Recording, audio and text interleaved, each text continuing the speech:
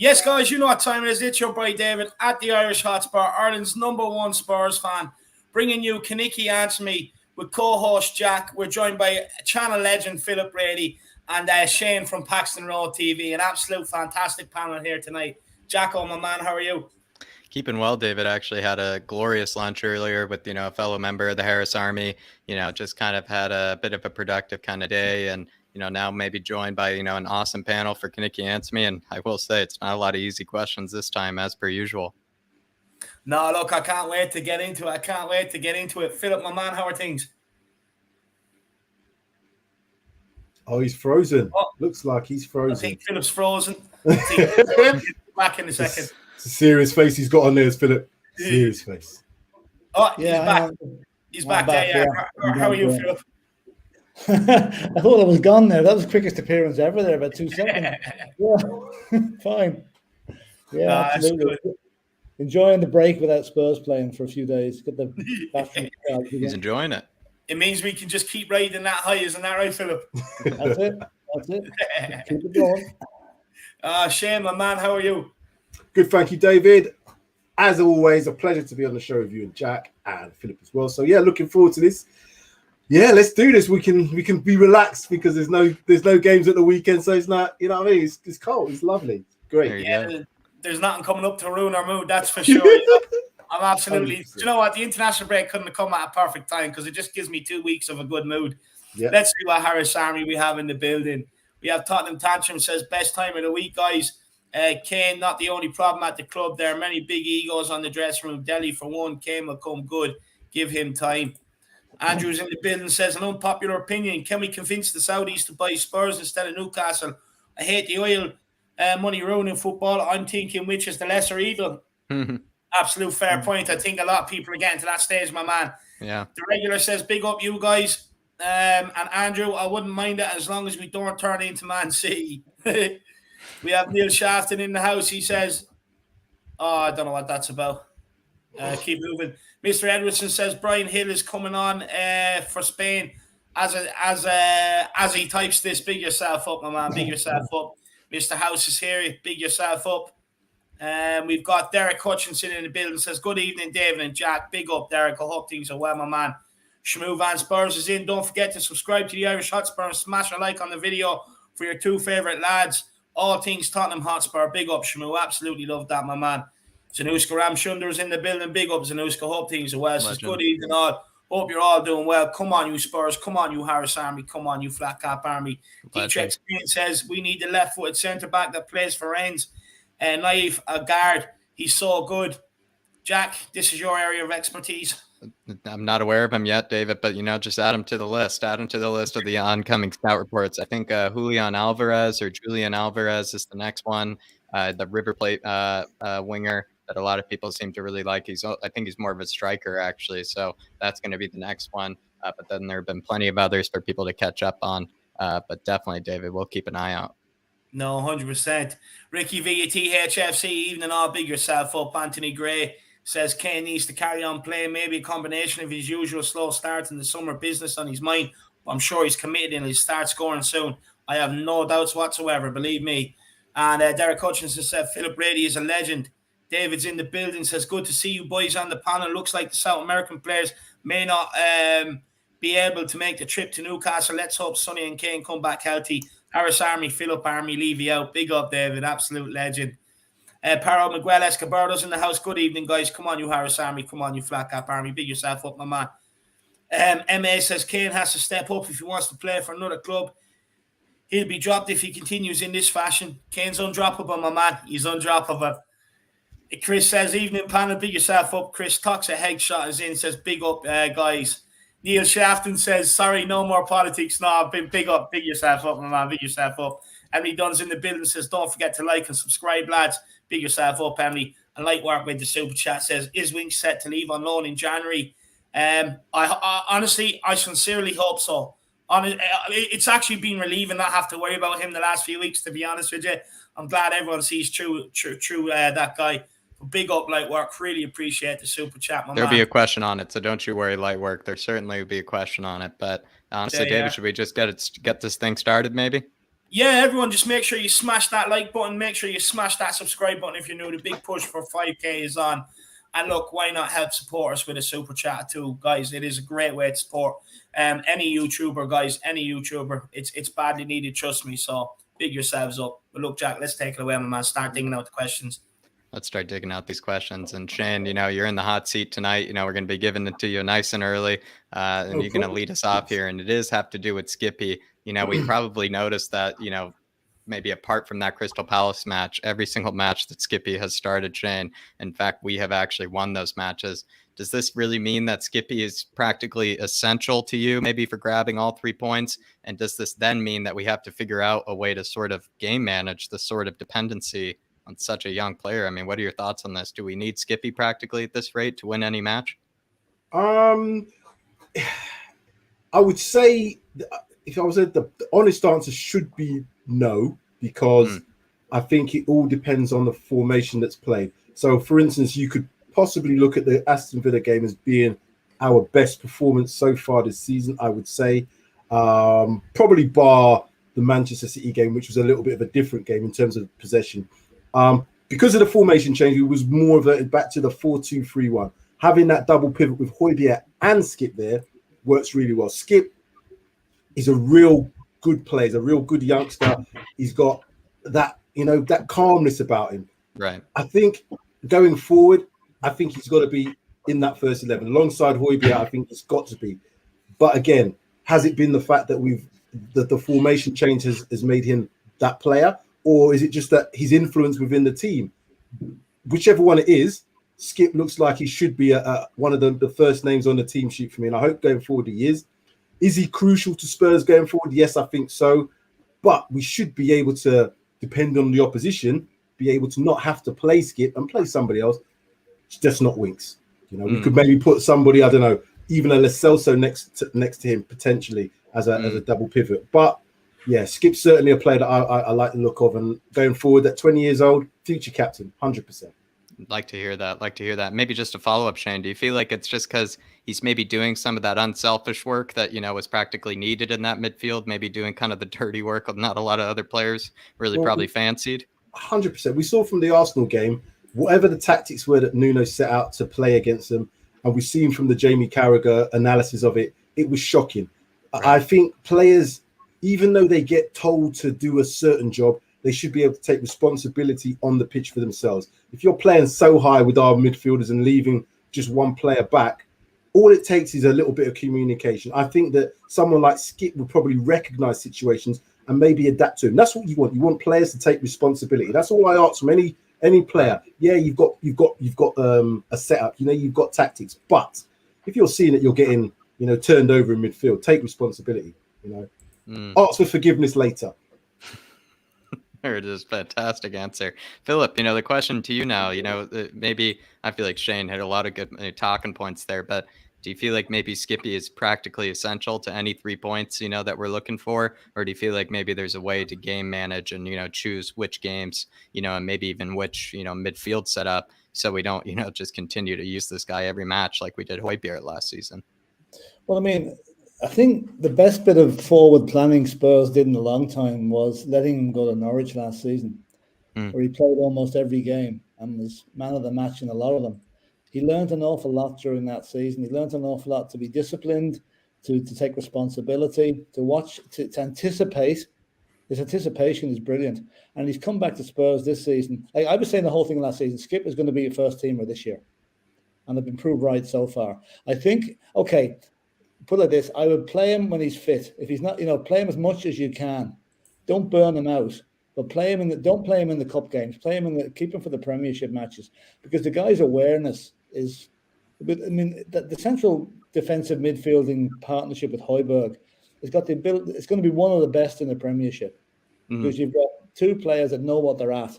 They're not doing the Harry Winks looking around where the ball is. They're going looking for the ball. They know the ball's going to go. They're anticipating things. They're getting the tackles in. For example, that overhead kick he made against Villa on Sunday. Yeah. You know, I mean, would you see Harry Winks doing that? Probably would have scored an own goal. You know, but no, Skipp, like no player apart from maybe a couple are indispensable, like Son and Kane. But Oliver Skipp, in a short period of time, has proved himself to be one of the best graduates from our academy that there has been. And his loan spell, like, look, there's players like Cameron Carter-Vickers that go out and loan every season, more or less to get rid of them for the season, because they're not going to play for the squad. They're never going to get near the first team. Whereas Skipp's loan was purpose-built to prepare him for what he's going through now. And as I said, yeah, that guy will be in the England squad before the end of this season. It's going to be an England squad, future captain. I mean, guys. Absolutely. But not for a couple of years or 3 or 4 years, but yes, definitely. What does the panel think about when we get the 18-year-old that we currently have out on loan in Papa Sarr?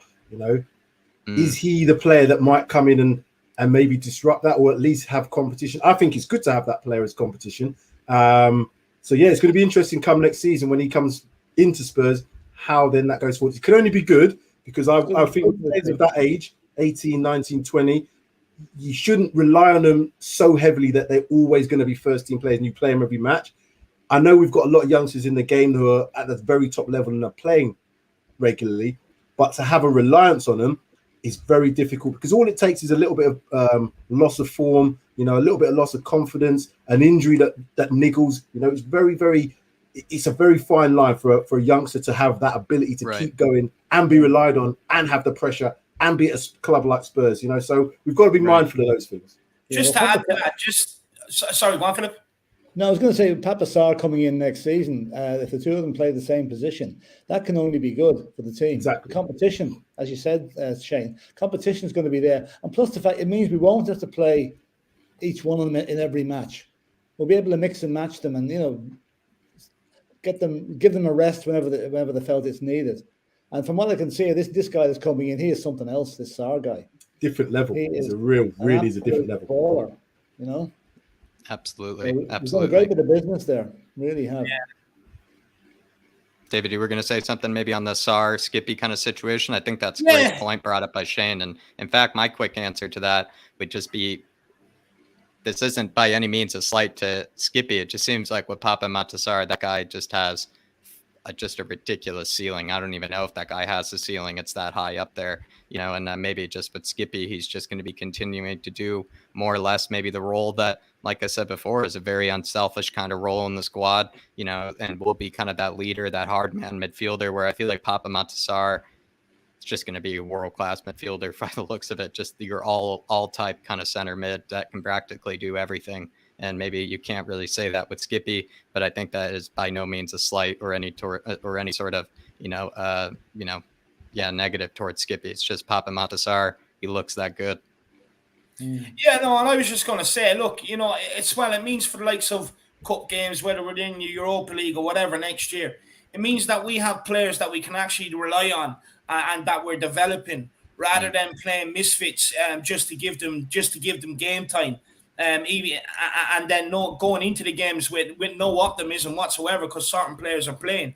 So I think it will be good. It for me, when he comes in next year, it just kind of shows that we are moving on from the likes of Harry Winks, Moussa Sissoko and everything else from that sort of era, that we are going into a new era with young, hungry midfielders who want to make a mark.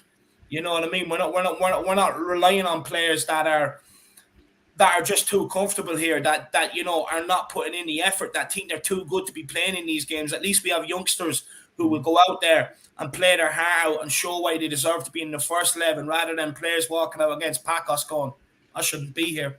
You know what I mean? So it's a good problem to have, I have to say, with Sarr coming in. But what was the Skipp question again, Jack?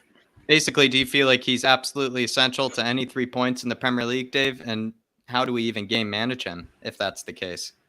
Look, I think you'll see from the Arsenal game how essential he is. Look, in the Arsenal game, we played Ali and Ndombele there's nothing Højbjerg could do. We allow Reguilon to bomb on down the left-hand side, and Arsenal just all day long, straight down that side, in behind.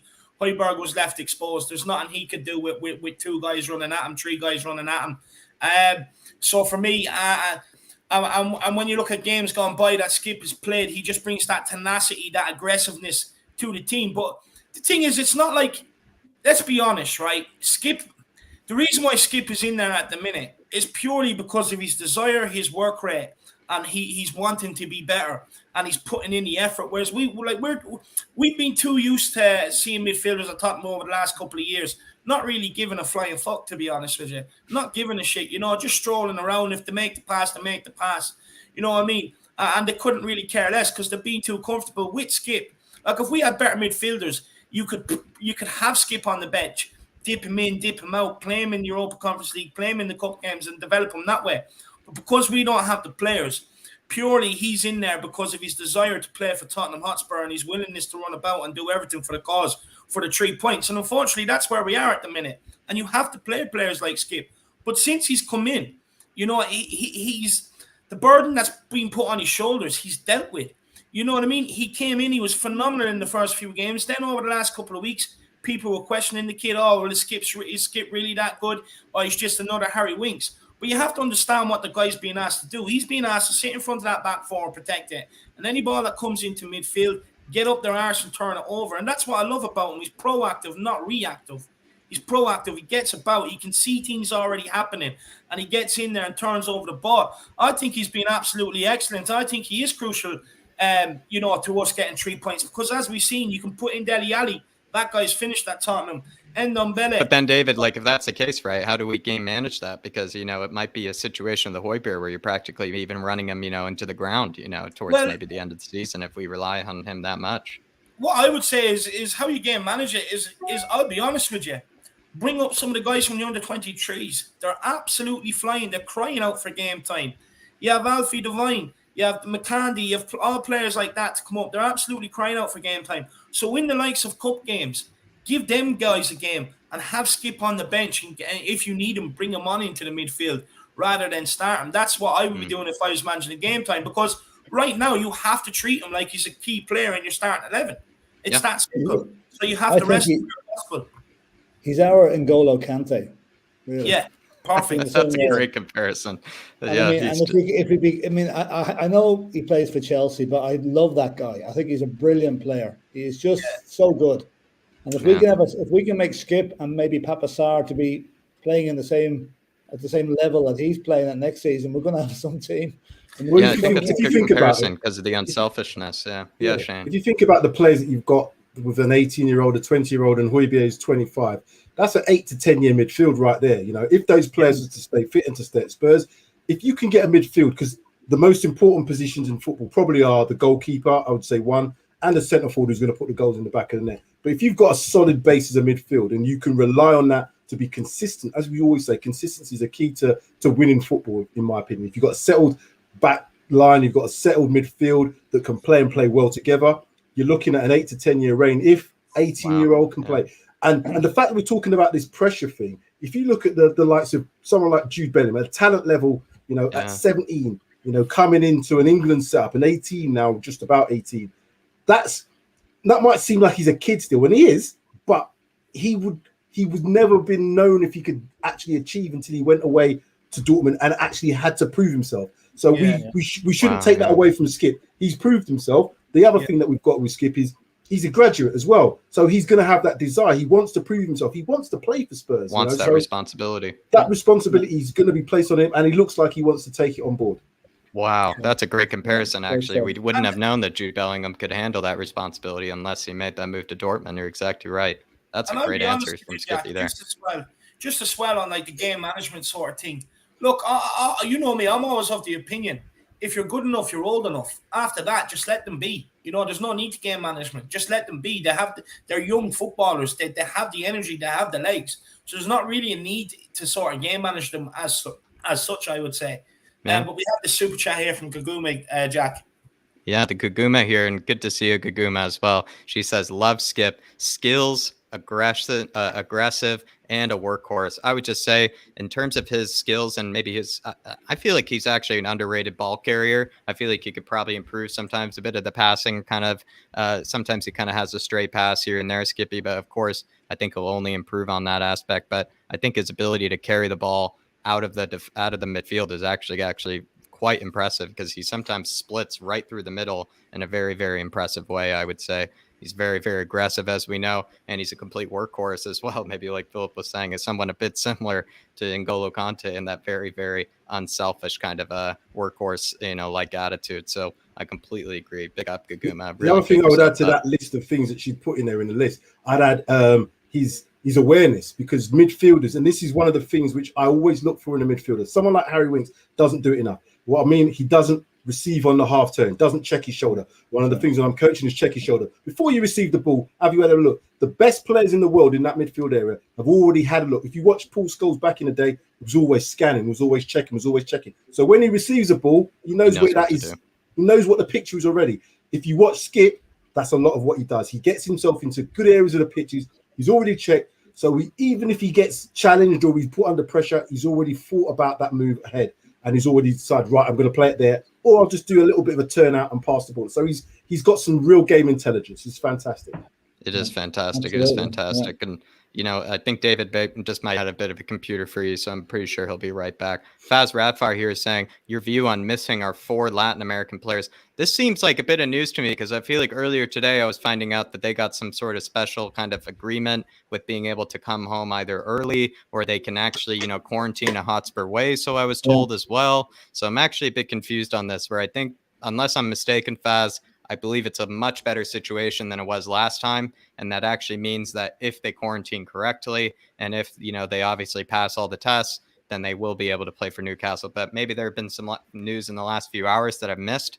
But what I've been told is it's going to be supposedly a much easier situation than it was last time, diplomatically, as well as just in terms of, squad management as well. But unless I'm mistaken, Shane, do you know anything, or Philip, do you know anything? Maybe I'm just trying to see it. There was an update this evening. Something came through on it, but I'm just trying to find out what it is here. Yeah, so I guess, maybe also the Harris Army, maybe, I guess maybe Faz Radfar is saying it's not an agreement made with the national team or something like that, with them maybe returning early. Yeah. I'll just say what it says here. It says Spurs are talking with the national FAs, but it doesn't look good. They're in negotiations with Brazil, Argentina, and Colombia to allow the 4 South American internationals return home a little bit early, but the prospects don't look good. They have all 3 teams are scheduled to play 3 matches this week and next, and with the last match, who knew that Argentina would be our biggest rival this season? It seems like, honestly, the thorn on our side, unfortunately. Says Faz also says, yes, the countries refused Spurs' request today. All I can say is then I was told, though, that maybe at least the quarantine kind of situation, they will be able to quarantine in the UK, and they might be able to quarantine with our players. But yeah, continue, Philip.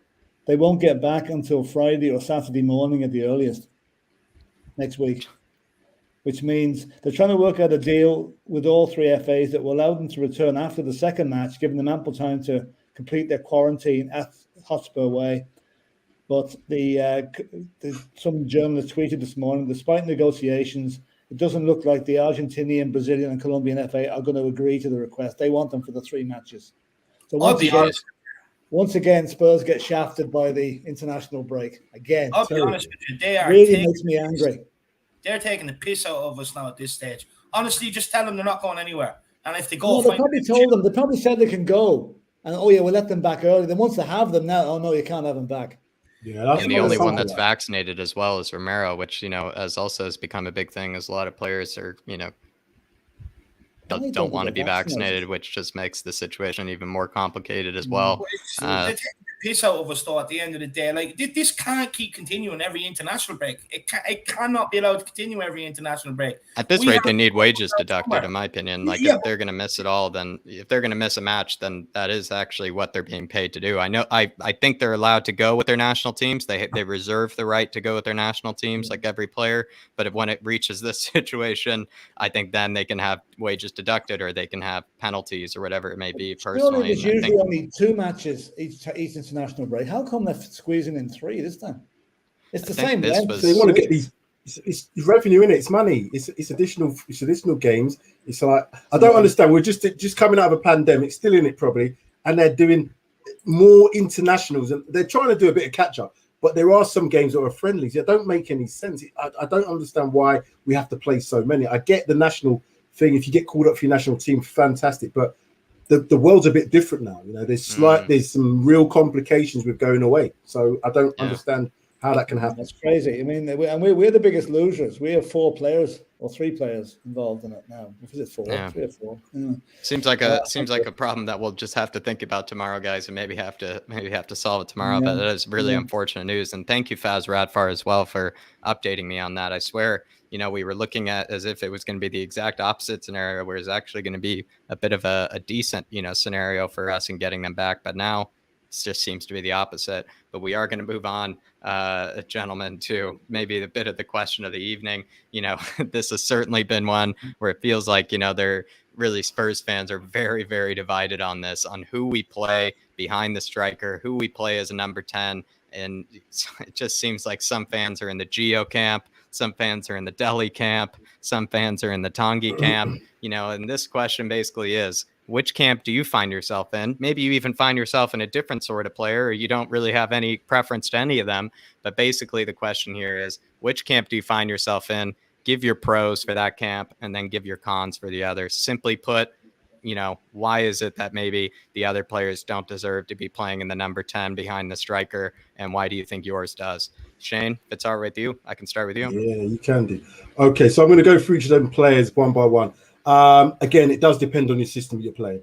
If we're going to be playing this 4-2-3-1 and we have a number 10, then you're looking at having a creative player, somebody who's going to do a couple of things. He's either going to break lines by passing the player, beating a man, or threading balls through into the danger zone, chipping balls over the top, basically finding that opportunity in the final third to get a goal scoring opportunity, either by shooting, threading balls through, as I said, or taking a player on. The best player at doing that in our team, in terms of, the best player at taking people on and having that skill set is Tanguy. But is he the best in terms of the work rate? Is he the best at maybe finding that cute threaded ball? He has that ability, but if I'm looking at as closer to Eriksen type player, I would say of the 3, that's more likely to be Lo Celso from what I've seen.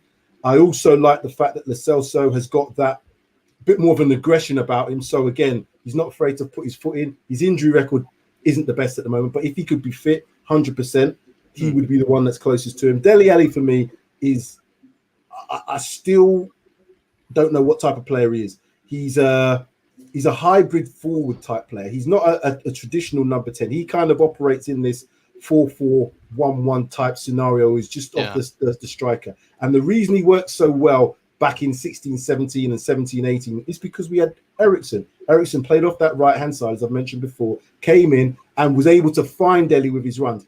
I don't remember Dele, although he's got 8 and 9 assists in a couple of the seasons, they weren't like, Dele was like picking the ball up and threading up. Like how Eriksen used to find players. He was thinking, how did he see that? That's never Dele.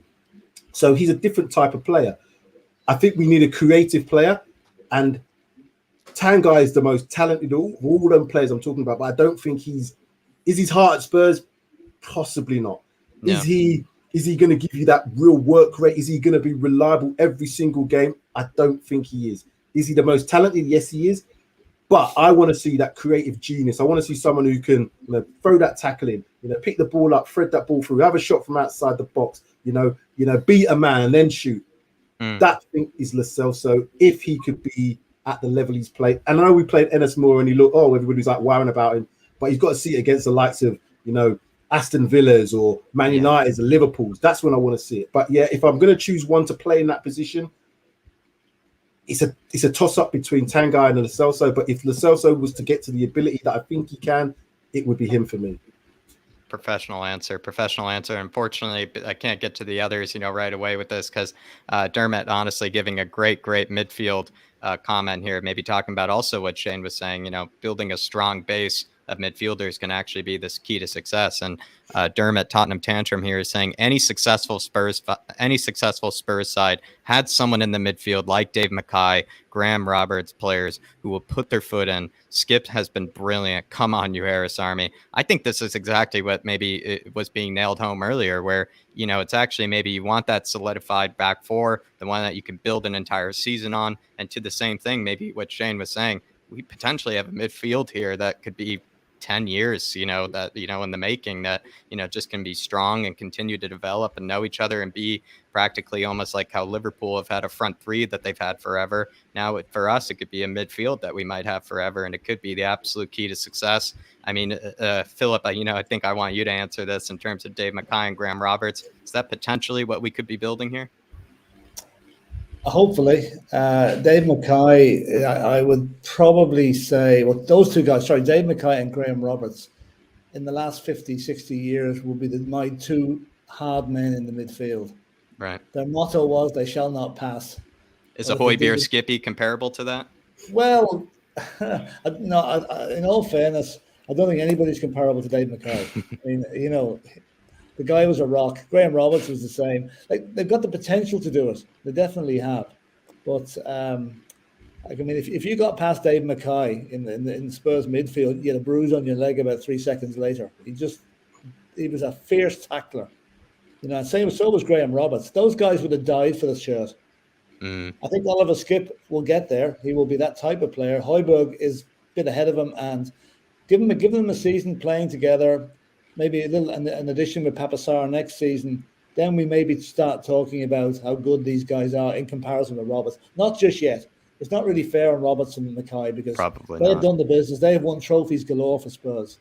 Right. You know? Every great midfield always has that hard worker in it, though, that grafter, that oh, absolutely. Every great midfield has someone like that at the base of it. Someone who's an absolute engine. Someone who is an absolute engine. But Dermot, I absolutely love that comment. Honestly, some of the vibes I'm getting about Skippy, really, it's just bringing a big warm smile to my face. I'll tell you that. Really loving these comparisons. I think Skippy as well would probably be very happy to see it as well. What I'd love to see? There's a picture of Skippy grabbing Granit Xhaka's shirt like Dave Mackay did Billy Brennan back in the 60s. There you go. There you go. I mean, Skippy more or less has done that. Went to Jack Grealish outside the box and other players. So there you would say, you know, he's learning from the greats. He's learning from the greats.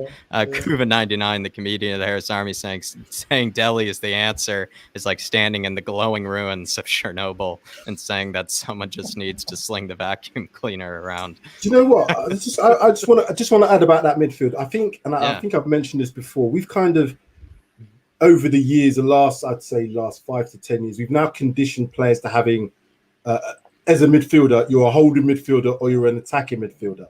Back in the days of the 4-4-2s, it was just midfielders. So you could look at the partnerships, Roy Keane and Paul Scholes. You had everything. You know, if you look at Moussa Ndombele, Luka Modric, that sort of, those two players, if they were playing in the Spurs midfield as a two, it would still be phenomenal because they can do everything. Luka Modric was a very underrated worker. He works as hard as anybody else, but he's so talented as well. He could tackle, he could pick the ball up, he could thread the ball, he could shoot, he could pass, he could run with it, he could do all of that. Moussa Ndombele, for me, is probably one of the best midfielders I've ever seen for Spurs because you just couldn't get the ball off him. And he started off as a centre forward, so he had that attacking intent as well. Just watch some of his highlights. Nobody got the ball off him. He would always shrug a player off. He could jink and beat a man for fun, and he would always give the ball to another Spurs player. He hardly ever gave the ball away. That's the key to a good midfielder, not just to pass it sideways, but to keep possession with intent to go forward. Watch them. I'm telling you. It's follow up, maybe, Shane. Do you feel like those all action, you know, perfect midfielders, I guess what we're describing here, is it kind of becoming a dying breed? Do you feel like? I think we label him. I think we label players too much. So we label them. If you look at Højbjerg, we've labeled him as this holding midfielder. For Denmark, he doesn't play that role. He plays all over the midfield. We've seen in the game against Aston Villa, he can pop up, break play up, pass the ball on, head towards the edge of the box and score goals. That's not a holding midfielder's job. If he looks at it in essence, he shouldn't be anywhere close to that part of the pitch. But he is because he's a midfielder. We've got to get away from this, oh, he can only play there because that's what he does best. N'Golo Kante was labelled that player. But look what he does for Chelsea. Look what he's done for Leicester.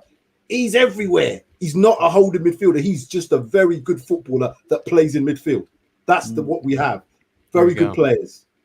Yeah. Honestly, I feel like, that's also a great answer there, Shane, actually. I mean, maybe we do just need to stop labeling these players and just identify them under one position and realize, especially maybe players like Højbjerg, they can do a job almost anywhere in the pitch. And actually, you don't want to put them in that box, maybe is what we're saying as well. Kuvan99, though, maybe getting towards this kind of Dele debate. He's given us his answer here, David, saying that Dele is practically maybe just a lost cause. And we're going to get to that later, as a follow-up question, depending on the answers that we receive. But David, do you feel like, what do you say to Kuva, the comedian? Is he a lost cause? He's finished at Tottenham. His Tottenham career is over. Look, I'm not going to sit around here and beg players to perform after 2.5 years, nearly 3 years not performing. I'm not going to do it, especially when they're on Instagram, walking down the tunnel because they're pissed off at manager, getting on your Instagram, touching your hat if you want this manager out, baby oiling himself up for photos. He's done. He wants to be a reality star. Send him to Love Island next summer instead of preseason. I'm fed up with the fucker. Honestly, I've had enough. Put him on Love Island. At least he'll have more success there. He's lost his way in football. He's finished at Tottenham. No, look, the thing is, I went against... His daughter isn't there either. I went against everything I believed in, coming into this season. Oh, look, give him to January. I didn't want to do it, but everyone was saying, no, look, give him to January. It's like, look, maybe I'm being a bit harsh. I'm a bit old school. Maybe I'm being a bit harsh. But I will never, ever, ever go against my beliefs again, ever again, because I've been proven right. He's a finished article at Tottenham, and I'm not sitting here pandering to his every needs and, patting him on the back and whatever else he wants me to do, tuck him in at night and read him a bedside story. I couldn't care. I'm not doing it anymore. He's done. It's up to him now to prove his worth. Not no one else has to pansy to him anymore. I'm fed up with the guy.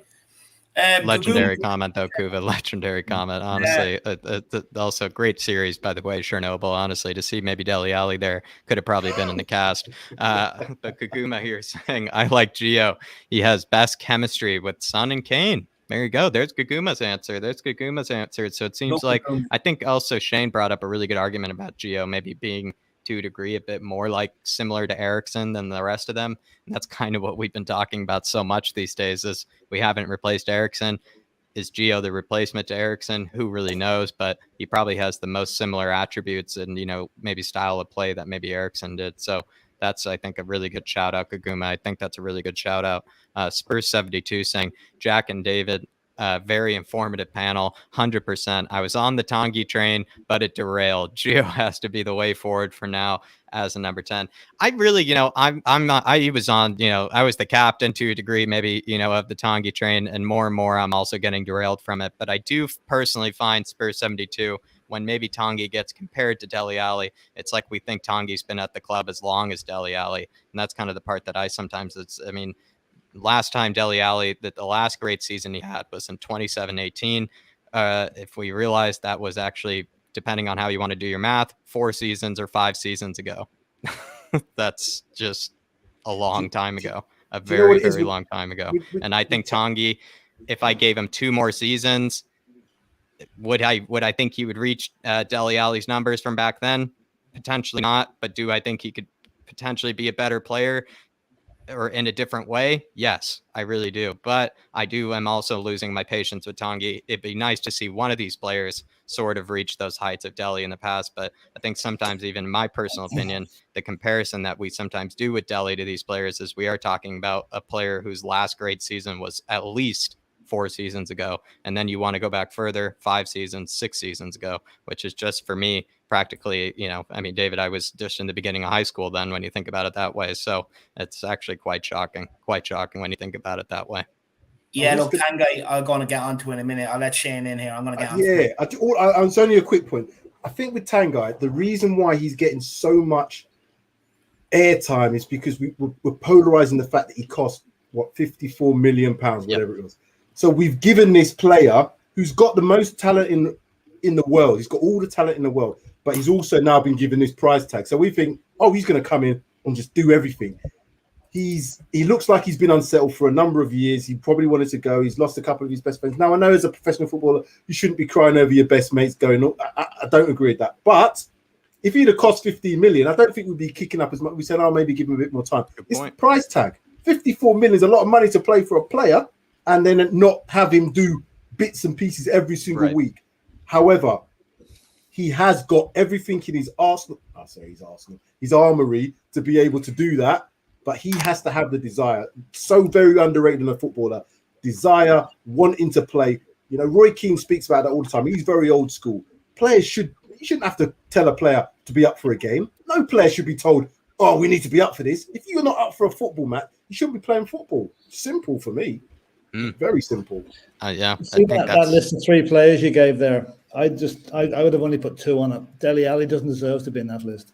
Ooh, wow. No, I was a big advocate for Dele Alli at the start of this season. I thought he'd done the business. He'd gone off training on his own to get fit and to build bulk up.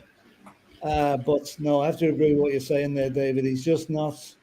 He seems to be more concerned with his image outside the team than in it.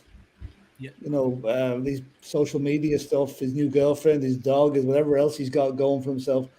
So I'll rule him out completely. He's probably going to be gone in January, or if anybody wants to buy him. And I feel it's sad, but that's just the way it is.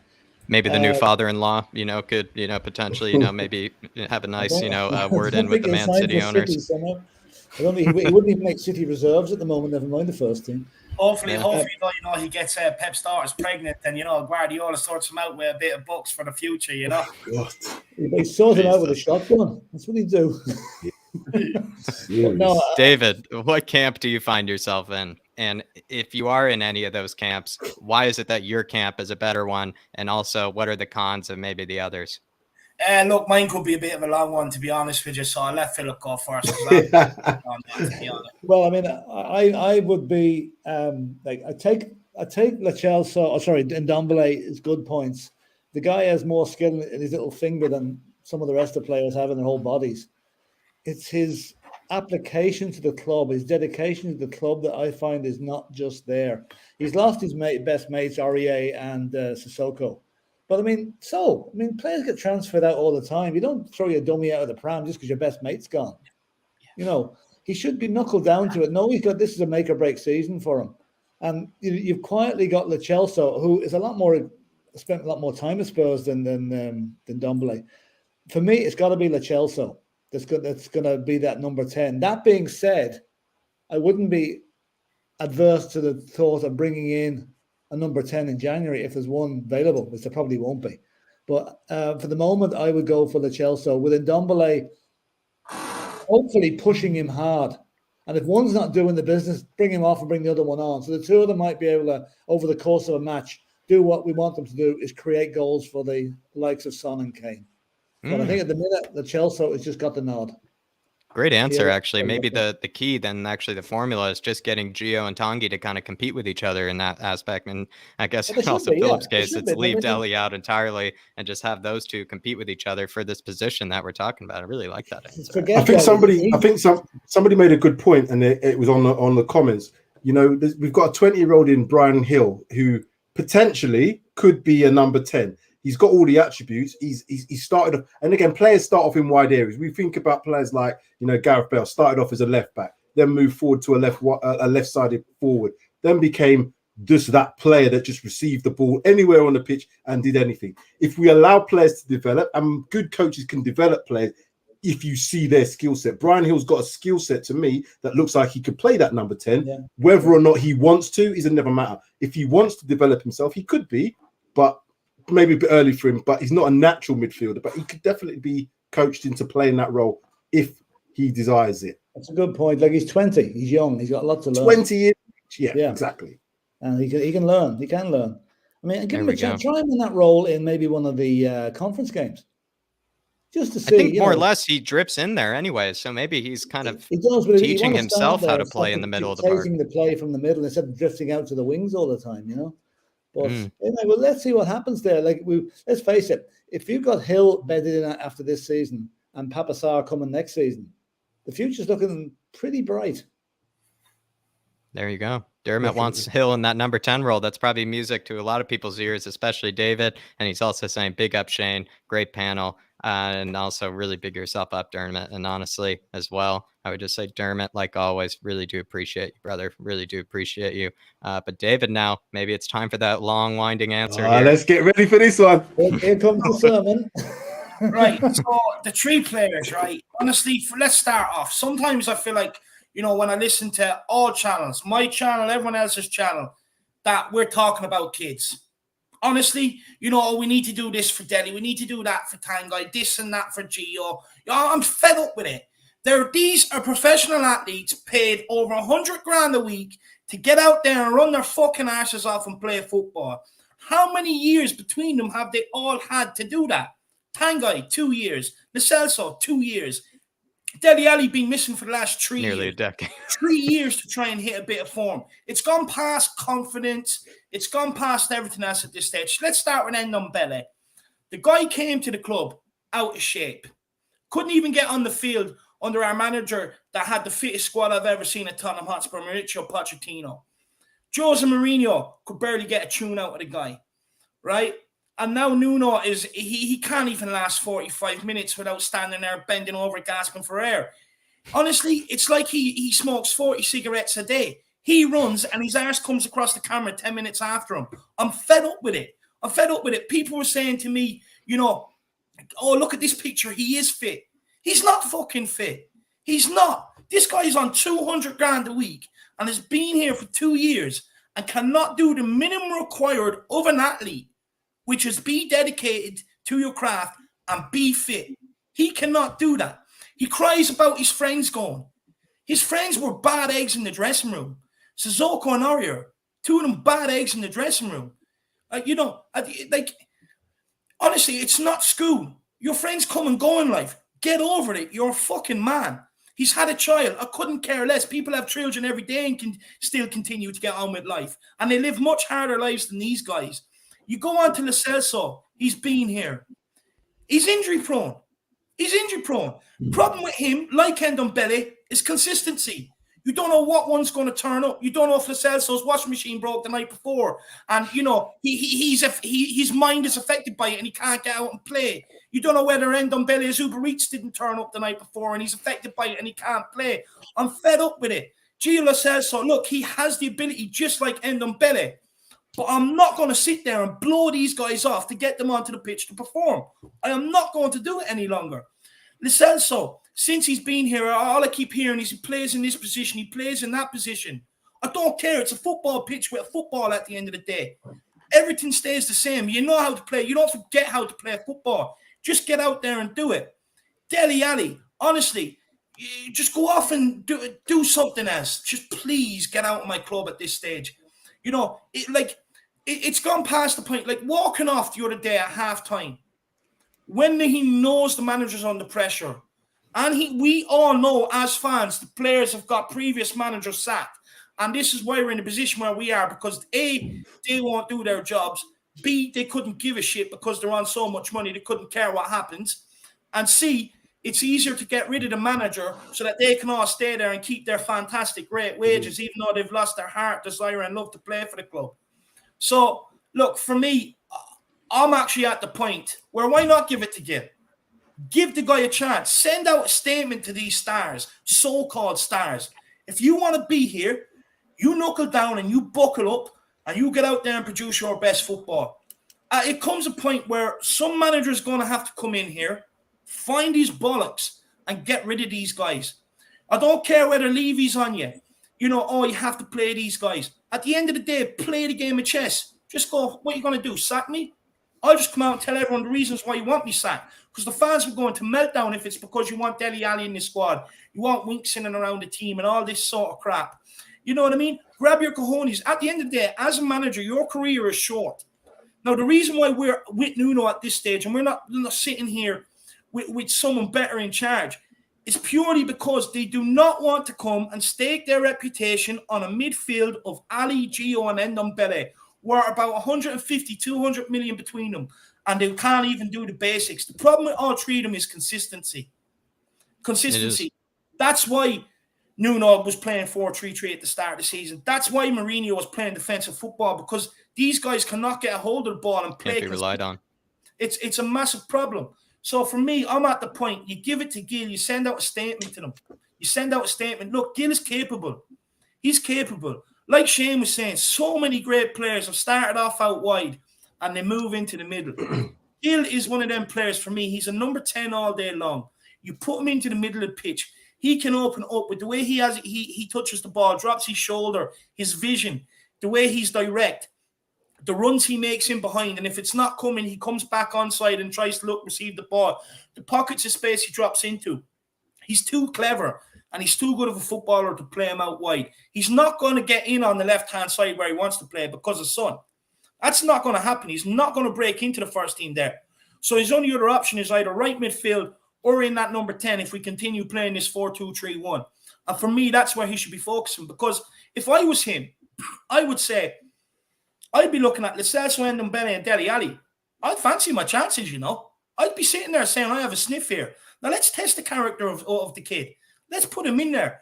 We don't buy these players not to improve the team. We bought players in to improve this first 11. It wasn't to provide competition. It was to improve the first 11.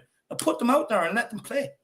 So what I can I just add something to that? And I know that's a really, really good, because that's some really good stuff. One of the problems with footballers these days is an ability to have a desire. So if you think about Dele, what's his real desire to play? He's not going to make the England squad. So he has no desire to perform. He's getting paid, as you said, 100-odd grand a week. What's his desire? Tanguy, again, in and out of the French squad. Obviously, Deschamps doesn't fancy him as a mainstay. 200 grand a week. What's his desire? Now, of all those three players, Lo Celso has maybe got the most desire, because to play for Argentina, we all see when players play for their club, for their country from the south, they really take it really. This is why they all want to go out there, because it's a major factor. If he wants to become a mainstay in the Argentina team, he has to become a mainstay in the Spurs team. So that desire may be there for him. The other two, Dele Alli's not getting to that England squad anymore. Dele Alli I agree with David. He has lost his desire for football. I don't think he has it anymore. He's not got it at Spurs. He may go somewhere else and become a player, but we're never going to see that 17, 18, 16, 17 Dele. He's gone. Lo Celso, I think, because of his age and because of that ability to maybe want to be a mainstay in that Argentina team, because they've always got an opportunity to win the World Cup, I think it's going to be the difference between those three players, in my opinion. Yeah, there you go. And honestly, maybe I kind of want you to follow up, maybe Shane, if that's all right with you, because this is kind of, I was kind of waiting for whatever answers you guys gave. But if Dele doesn't turn up after this season, and again, the last, he had an incredible season, that 2017-18 season, finished the league with 9 goals, 10 assists. But that, again, depending on how you want to do your math, was at least 4 seasons ago, which is a lot. That's double the length that, Tanguy and Gio have even been at this club. When you do think about it that way, Shane, is his career over with Spurs if he doesn't turn up after this season?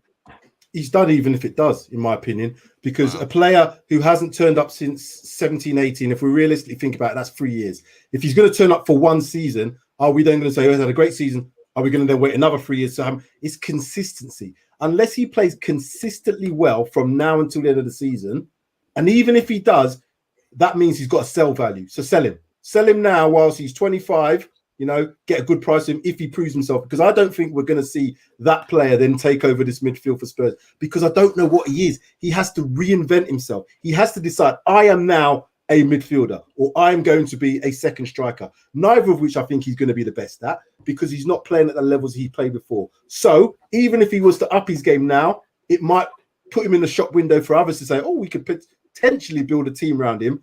He can't build a team around him at Spurs. I think there's better players. There's more players with more desire than him. So, yeah, even if he has a good season, sell him. I think his career's done at Spurs, personally. There you are. Personally, Philip, maybe to you before I get to Kuba Super Chat. I mean, is his career over at Spurs already, or is this his final hurrah? No, it's gone. Don't even, just gone. Get rid of him in January. Don't have him around the club. The longer he stays in that dressing room, not in the first team, he's going to be a poison, toxic influence on the rest of the players. We need positivity in that dressing room. He won't be showing, and if he can't get in the team, what's he got to be positive about? And that's going to bounce off on the other players, especially the younger ones. So, thanks, Dele. You were great when you started. You've been going downhill for the last couple of years. Thought you might make it this season. You haven't. So goodbye, thanks, and good night. And good night. I'll just be quick on that one as well, just to add to it. look, we're going in a new direction, right? We don't have the money to spend like City and Chelsea, so we're going for young, hungry players with raw talent and a point to prove. Dele does not fit that mold anymore. He doesn't. And for me, you cannot have him in and around the dressing room with these guys, because eventually he will take one or two with him and suck the life out of them, and we're back to square one. We have to get rid of the players that allowed last season's situation, the season situation before that to happen. You have to start getting rid of them. And he's one of them. He couldn't get in the team under Jose because he couldn't take simple instructions, which is trap the ball and pass it. It's why he can't get into Nuno's team, because he will not trap the ball and pass it. He's trying flicks. He's trying to be too clever. Unfortunately, this is a kid now who's evolved into a man, and he needs to start acting like one. Take on the instructions and do what you need to do. And like the thing is, it's the most simple thing in football is trapping the ball and passing it. Just do what you're asked to do. It's that simple. Stop trying to create problems and be a renegade. You have to get rid of these sort of players, especially him. You're not sending out the right message if you keep him, because all you're sending out the message is like Harry Winks. The only message you're sending out is just come to Tottenham for the money. That's it. Because you're going to stay here for 5, 6, 7 years. Lamela, Davies, players like that, proven. Just come to Tottenham. No matter what, they're not going to get rid of you. It's that simple. You can stay here for as long as you see fit. So we have to get rid of that culture at Tottenham. Yeah. There you are, David. I'm actually quite unaware of this word. He says David to the lane with a chalet. I'm not sure how to say it. Shillelagh. You know, educate me, Dave. Educate me. What is that? I'll say Philip more about shillelaghs than I do. Shillelagh is the weapon the leprechauns use. Yeah. Yeah. I think actually a hurley would be more effective, you know. Yeah, a hurley and a schlitter, I tell you. These are all just going over my head. These are all going over my head. If you ever watch the game called hurling, they use a wooden bat. It's called a hurley, and it could cause untold damage in the wrong hands, the right hands. Seems like too much power in David's hand. Honestly, his voice would just beckon them out of the building as well, in my opinion. But Paul Markey, and he says, comment on set pieces, all players in straight line, none holding outside the box to take a second clearance of the ball. Result, ball comes straight back on goal. I think he's just talking about maybe just every single set piece we have from any corner or anything like that. Oh, we're shocking. We're shocking at set pieces. Maybe Neat's also talking about potentially. I think Paul is talking about. We seem to always just leave some person like a John McGinn last match to an Enes Mira player right at the top of the 18, just ready to just have whatever worldy against us. And if we concede another one of these, it really is shocking as well. When you think about it, some of the players that we see marking, you know, some of the bigger, taller players, you know, the dangers in the area too. Again, I don't know very much, but maybe Shane can enlighten me on it. I'm quite confused why sometimes we put certain players on the most dangerous players on the other team's box. It's like you see, you know, at times practically Gio marking Tyrone Mings, you know, and things like that. It's unorganized. What they do in the game, they always have. You see when they have the piece of paper up, they all know their jobs. But sometimes in a game, you might have a mismatch. This is where players have to take responsibility. Why have you got a 5'8" man against a 6'6" man? It doesn't make sense. Hold on a minute. You come here. You mark him. I know we were told to do that, but let's swap round. That's what you got to do as a footballer. You take responsibility. You can't just say, "Oh, because the manager just told me that." And what happens? A 6'6" player is likely to score a header against someone who's 5'6". It just makes physical sense. So you've got to take responsibility. I'm with David on that. Players are too pampered these days for that shit, man. Yeah, and maybe they just need to think for themselves, and to that degree as well. You know, we've even put players, even if they might match them in height, we know that they're not going to, you know, even jump the ball, as we saw from Dele Alli in the Chelsea match, and then we saw from Tanguy in the Wolves match. It's just players that don't even want to go for the ball, have no sense of wanting to clear it. When we put Romero in, we saw somebody that actually wanted to clear the ball every single time. So Paul Markey, again, if we concede another one, I will be shocked. Just to add to that, and you know, anyone could come in on this question, but it's just something I've been thinking about lately. Do you think that maybe players can't really problem solve anymore because they're just overcoached? They have to be told exactly what movements to make and everything else nowadays. That the problem solving is not out, but they're waiting for the manager or the coach or whoever's sitting up in the stand flying a drone to tell them what to be doing. You know what I mean? Yes. It's the answer. Simple answer is that. And that goes back to the academy, because I've worked in the academies and I've seen it's very, very concise. It's very much this is the way we're going to play. We're going to play this style of football, and you're going to pass the ball, receive it. You're going to give it. You're going to play neat and tidy. You don't allow players to think for themselves as much, and because players will make mistakes. That's how you learn. But it's almost like we're trying to cut out players making mistakes because it could lead to goals. Well, that's the only way you're going to learn. Players have to be allowed to think for themselves. If you don't, all you're relying on is a coach to tell you, right, you're not in the right position. Drop 10 yards back. As a player, all right, I'm out of position here. I need to move across here because that's what. And players have got to do that themselves. It's too easy to let a coach do the thinking for you. There you go. And Shane, I don't want to keep you hostage or get you in trouble with anybody. And so I'm putting the link in the description, everybody, for Paxton Road TV. I'm putting the link in the description here, everybody. They did just have a momentous surge over 1K, which is just a long time deserved. But Shane, fresh off that 1K, I mean, what can the people look for over at Paxton Road, a channel that I especially really do love and admire, and I know David does as well. But what can they find over there?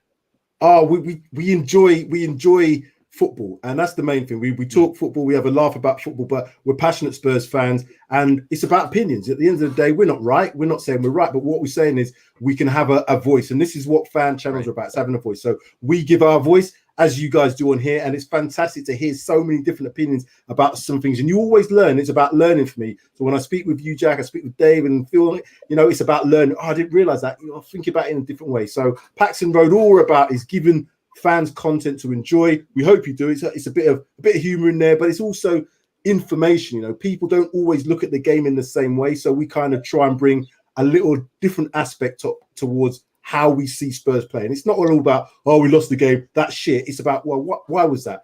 Thinking about the game, thinking about why players maybe don't perform.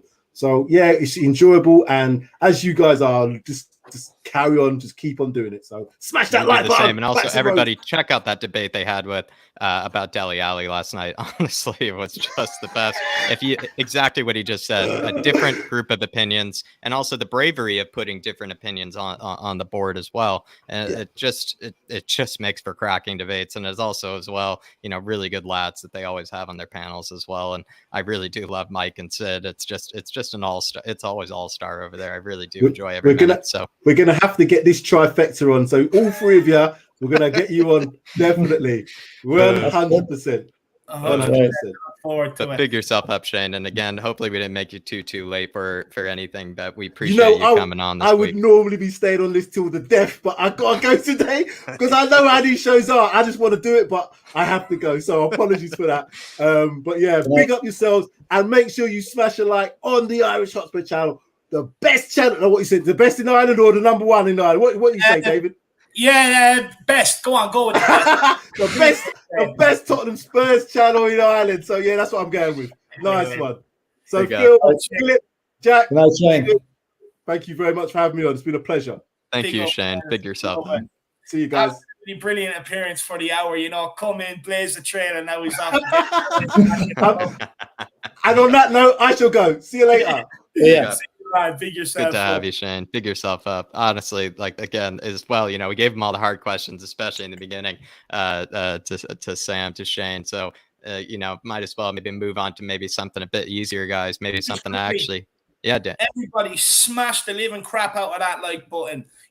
Honestly, I don't care what you have to do, but screw that, absolutely mess up that subscribe button. Drop the elbow on it, headbutt it, do whatever you need to do. This is a great show. I'm really enjoying it. And why not help support us with a super chat, guys? Get the super chats in. Sometimes when the chat is absolutely hopping, you get to the very top of the queue and we'll get straight onto it, guys. And it's just a great way to support us on our journey as well. On our journey to the very top, may I add, hopefully. But look, Jacko, let's take it away. Keep moving, man. This one's going to be an interesting one. And, we're going to probably have to take ourselves back to maybe what our expectations were, maybe going into this season. And I think maybe a few of us, including myself, probably gotten caught up and maybe thinking from our momentous start, thinking, where it's going to be, it's top four for sure, and then we kind of got humbled. And then, maybe we're back, realizing because after 7 matches played, we're only 4 points off the top spot. We're practically 2 points away from the top 4 easy. It's still plenty matches to be played. But how do you think Spurs have fared this season so far? And did you expect us to even be here at this stage? Should we even be expecting more, this season? Philip, I'm going to go to you. Do you feel like, did you expect us being 4 points off the top? Did you expect anything from this season at all? How do you feel like we fared so far this season? Well, when the fixtures came out and the first game was Manchester City at home, I think like a lot of Spurs fans was banging my head off the wall. I said, well, that's going to be a bad start for to begin with, I mean, okay, we won our first 3 games, 1-0. We went into the last international break happy as you can be, really. Top of the league, Arsenal bottom of the league, doesn't get any better than that. But then, unfortunately, reality players set go to in. prison and injuries all over the. Yeah, I know. Reality set in, and we had a blip. We lost 3 matches on the trot. I have to say, I'm happy where we are, because with the new manager in, getting his ideas across to the players, it was never going to happen overnight. We got a good start. We got a very poor second trimester of matches. Those 3 that we lost were seriously bad. And now we're back on winning ways again. So to be 4 points off the top after losing 3 matches in a row, and it's good. It's fine. I mean, to me, the season starts again once the international break's over. We've another. Okay, there's a lot of players away in international duty, but the ones that are left behind will be able to benefit again from learning a bit more about Nuno's ideals, what he's trying to get across. And my only worry is, and I had it before the last time, and it was borne out, is we come back after the international break. Son is injured, Kane is injured. The 3 boys are in prison over in Argentina somewhere, and we end up going up to Newcastle and getting hammered. But if none of those things happen, if we most of our players back, we're not going to have them all back by the looks of things. If we have the players back, I can see the next few games being very productive for Spurs. And we're going to hover around the top 6 come at the end of the month. And that's a good place to be, because we're going to get stronger as the new players get used to us and we get used to them. There you are. I mean, personally, maybe Philip, I would say an Argentinian prison might be better than, if in case, it happened in Bolivia, Colombia, I would just say an Argentinian prison. Buenos Aires just sounds actually quite ideal, to a degree. But, obviously not a lot of good prisons maybe to choose from. So hopefully, they find the right solution for them. Kuva99, before I get to David, says, should be 7 wins. Refs screwed us. Super Spurs. And then he says, the greatest of all time. You must have, maybe also, he's probably just saying, he loves Tottenham, Dave, Kuva as well, that, David's line. And then as well, maybe a lot of people are saying that, it was a GOAT panel as well once we had Sam on, which I really do appreciate that. We do like to take pride in the panels that we select here, especially for this show. To be honest, I would actually really agree to a degree about. I haven't really seen a good referee's performance yet, maybe apart from maybe one Conference League match, and that NS Mirror match was actually the best referee I've seen towards us, especially the fact that I almost started wanting to punch the screen when Mike Dean was complaining about the referee, or not Mike Dean, Dean Smith was complaining about the referee last match. It just was appalling to me, thinking that he got absolutely every call every time, and just seeing Skippy's first challenge be awarded a red when probably Jacob Ramsey maybe had 3 or 4 red card challenges, yellow card challenges the whole match as well, and was just walking by as a clean boy. Really just didn't make sense to me. So Kuva, great shout there. Great shout. And Guguma here saying happy and thankful for our position. Up the Spurs. I mean, maybe we should be a bit thankful. So maybe this is a good segue to David. What would you say to Guguma here? Should we be thankful? Is this what you expected after 7 matches? Are we a bit lucky to only be 4 points off, the top? I mean, how do you feel we fared this season, Dave? Do you know what? I'm actually happy enough with it. When you take it all into context, all the games together as a group. Okay, Palace one was a disaster. Probably shouldn't have happened. But look, we've had a lot of problems to deal with. You've had the whole Harry Kane team coming into the season. You've had some carrying an injury for half of them games. You've had 3 of our players who couldn't play for a couple of games. And we've had such a big rotation in squad. 8 out, 5 in. You know what I mean? So we've had a lot to deal with. When you think about it, we have had a lot to deal with. style of play, all that sort of thing. Then Kane has come back. Nuno's had to integrate Kane back into the team and stuff like that. And look, to maybe be where we are, maybe we are a bit lucky, Maybe we are a bit lucky. Maybe we have come out lucky enough. But look, it just goes to show what one win in the Premier League can do. We were talking about Nuno getting sacked before that game. Is he the right man for the job? We're one win. We're sitting outside top 4. We're pretty right now, We have a good run, which I think we could go on, because maybe Harry Kane not firing so far is a blessing in disguise. Maybe after this international break is the right time for him to come in firing, start getting us them goals that we need to be able to get the wins, get the points on the board, and really make a good stab at top 4. Because United are not the team people thought they would be. No. And Liverpool, City, and Chelsea, they've all been dropping points. Okay, I do think they'll form the top 3, but Leicester's been woeful. So top 4 is not out of the question if we can put a run together. Hopefully Nuno has found the right formation at the right time with the 4-2-3-1. I think it's the way going forward. I think a lot of the players from the Poch era that's left here are suited to it. And I think with some of the new signings coming in, I think they're suited to it. When you're talking about the fullbacks, you can convert Romero. By the way, Romero's passing against Aston Villa was insane. If anyone went back to look at the game, he was pinging passes left, right, and centre, so he was. So that's another part that we can add in. Maybe he can take up from the Toby role, because we have to remember a lot of times Toby was getting quick ball up to the top 3 as well, bypassing the midfield, and it was getting Kane and that more involved into the game too. You're talking. Look, Nuno's already found out you just can't play Harry Winks, which is a good thing. Maybe he's now, for me, has probably stumbled across 9 out of his starting 11 that have to play week in, week out. The only 2 I would consider changing up is Dyer and Ndombele. So, there's a lot of positives going forward. If he now can manage the situation right, this is where his man management comes into it. If he can now manage this situation right up until the January transfer window, and we have a good start at it, and maybe we're higher up than what the board expected, maybe this is wishful thinking of me, because I always go into the transfer window thinking they're going to put their hands in the pocket in January to help us out, and they never do. But who knows? Who knows? We've got Paratici. We didn't spend a massive amount in the summer, so who knows? But look, I'm happy. I'm happy at where we are right now. Look, we've also got Man City out the way, Chelsea out the way, Palace, which is a London derby, out the way. Arsenal, which was a North London derby, which no excuses for that, but that's out of the way. Wolves away, one of our toughest games of the season, usually. They're a very difficult place to go to. That's out the way. So now you're talking about, okay, we've got West Ham and United coming up. But now after that, we've got what? Burnley, Norwich, Brentford, teams like that you can actually put a good run together and really make a go of it. We've got a lot of tough games out of the way. And by the next international break, we'll already have more tough games out of the way. So then it's just about, against the teams you should be beating, picking up the points. Who knows? We could be a dark horse, In 2 months' time, people could be saying, geez, what's going on at Tottenham Hotspur? You know what I mean? They're sitting there inside top 4. They're playing good football. Harry Kane's scoring. Football is a short space. It can change within 24 hours, let alone a week, let alone a month. So who knows? But I'm pretty happy with where we're sitting right now.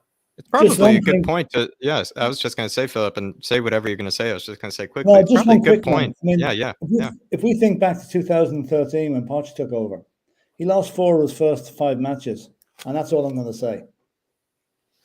That's quite damning. That is quite damning, and it's one that we often do forget. And Philip, maybe you can, Philip, I want you to maybe bounce off of, if you feel like it, bounce off of this as well. Is it maybe also something that we're kind of forgetting that Harry Kane has yet to really produce for Spurs this season? Once he does, that would also maybe turn some of these 1-0s into 3-1s. It would turn some of these, even like last, performance. I thought, like, how on earth was that a 2-1? That could have been a 5-1. It could have been a, just something even more than that, because we were just missing sitter after sitter at certain stages. Do you maybe think that's also something we're forgetting, that we're only 4 points off the top place, and Harry Kane has been, to a degree, not the Harry Kane that we know. If you take it completely, if you take Harry Kane's performances, say, or just imagine, like, Harry Kane hasn't played for us this season yet in the Premiership. The first game back that he scores a goal in, that's his first game. And he will go on from there to score at least 20 goals this season. There was signs against Villa, that free kick that he took, another foot on that, and we'd be talking about goal of the season. The one near the end when he went through, he probably just took it a yard too far before hitting it. That's how close he is now to getting his goal. And once he gets it, all I can say is God help the defenses, because forwards are like vampires. Once they get the first bite, they want another one. Yeah. And that's the way Harry is going to be once he scores. And I want his celebration to be running around the stands going. Exactly. His t-shirt and go, Dave, that's for you. That's what I want. Yes, indeed. Absolutely. Probably will just have a picture of a flat cap underneath the shirt, probably, and then just be pointing at his head. But all South Americans out for the Newcastle game. Paul Markey's updating us with. That is shocking. That again, Paul, what I would say, and let me know, Paul, what you think about this. I feel like these players, I understand, and I do believe this, and I respect their right to attend their national sides. But the way the Argentina FA to the Colombia FA to potentially also, the Brazil FA, it's really shocking that they would treat, the clubs that, do pay these players the way that they have. And I think they should be deducted wages, for missing matches. At the end of the day, it's their job to be there and be available for these matches. If they're not, because of whatever international duty they were doing, they can be taxed or they can be punished for it. I mean, they are completely within their own right to attend these matches. But if that means that they will then miss their actual matches for their club, I think Tottenham then reserves the right to fine them or to punish them for it. I think it kind of goes both ways. It goes both ways. That's what I would do. Every time it happens, I'd find on week's wages and then start putting the ball in their court on their decision on what they want to do then. Well, even maybe it might be an unfair punishment to the players, you might say, but then it puts pressure on the Argentina FA, because then they would tell the Argentina FA, they would tell whatever FA is responsible, listen, I can't just keep forfeiting wages like this. You guys need to find some deal with the club. You guys need to find some deal with the Premier League. I want to know more about this. But it was said that, Christian Romero actually does have the vaccination though, and he is vaccinated. Maybe that potentially gives him more of a leniency when it comes to it. I know he wouldn't be back in time. And I think they're saying, right, he'd be back practically Saturday morning. So yeah, I guess I'll take that back. But let's say he were back like a day and a half early. If he were back like a day and a half early, you could potentially say that, he might be able to play just because he is vaccinated, and he probably would, pass every COVID test possible. So, that's what I would say, because they already live in such a bubble as it is. These players, most of them aren't vaccinated, and they live in such a bubble that they continue to, pass every COVID test. But if Romero is in such a bubble like that and is also vaccinated, he probably, won't ever really have a negative test. So I would say maybe that's a bit of a saving grace. But someone said, I think it was Faz Radfar was saying, they practically are like arriving like early Saturday morning, which just then means they just can't play, which is really shocking. What they should do is this. If those three players miss the Newcastle game, the bill for their week's wages should be sent to the relative FAs of Argentina, Brazil, and Colombia. Keep doing that, because they are technically in breach of contract by not coming back to play in the match.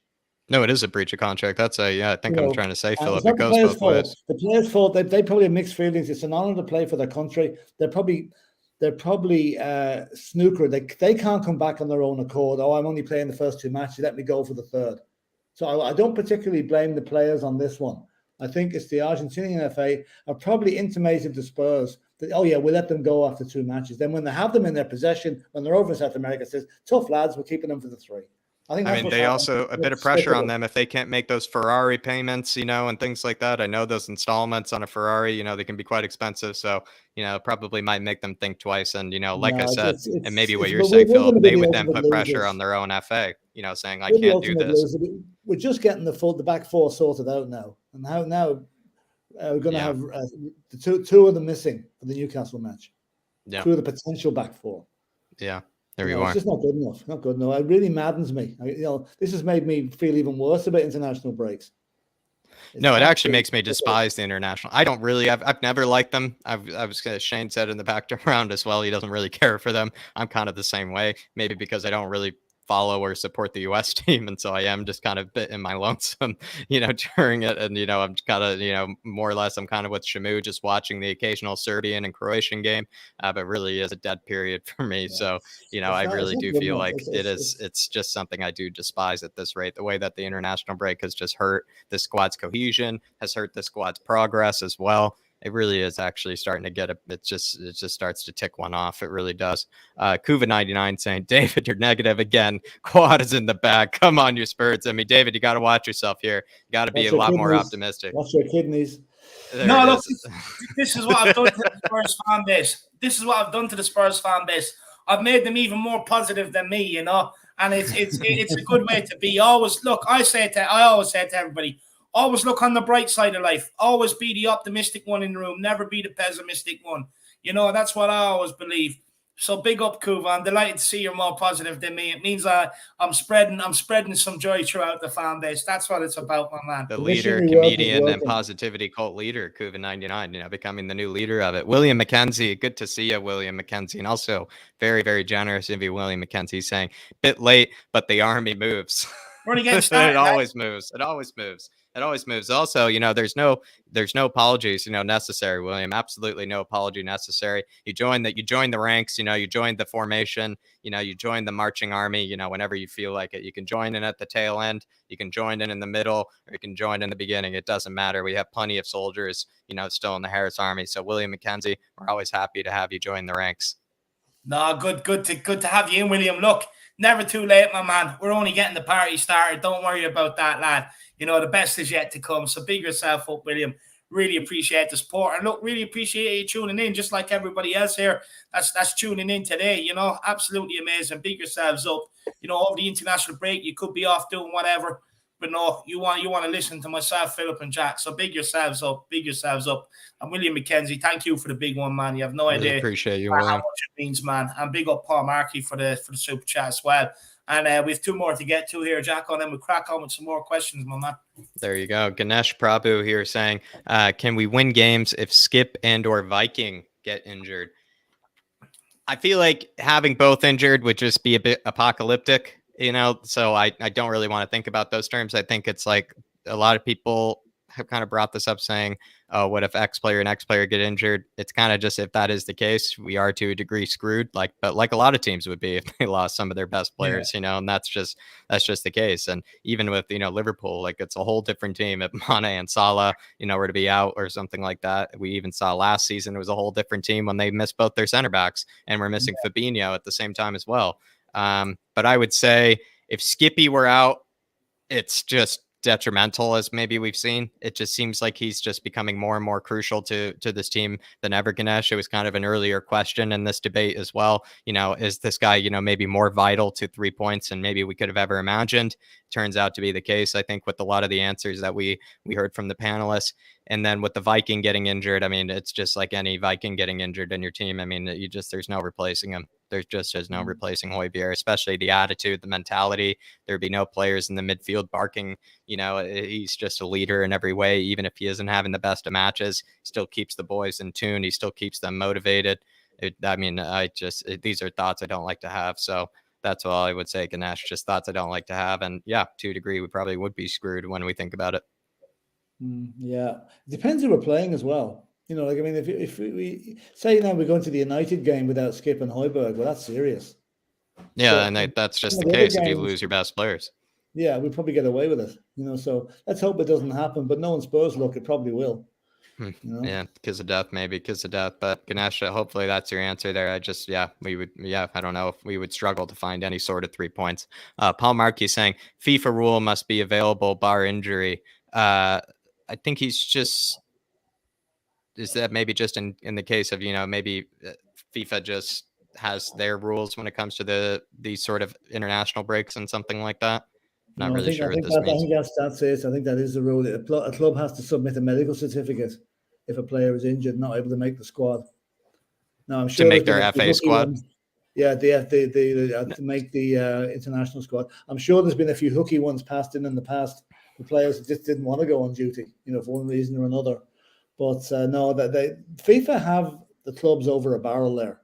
Really, the the home FAs like Argentina, Brazil, and Colombia have the clubs in just where they want them. They call the shots, and that's it. Unfortunately, I feel like I said, that I really do believe that every player reserves their right and has that right and is allowed to exercise that right of being able to play for their respective country. It's just when it turns into this situation where then that FA is not respecting the clubs who they also play for, it then becomes a bit more complicated. And maybe in the case of FIFA, I think we know that organization is probably just preferring profits. And also as well, they maybe have taken a huge hit over the pandemic. And so they're just, it's the most practically one of the most corrupt organizations in the world. And so when you think about it that way, I think that's even why maybe the schedule has been put out this way, where it's so hectic and so detrimental to all these clubs. It's probably not a coincidence that it is FIFA putting out these schedules.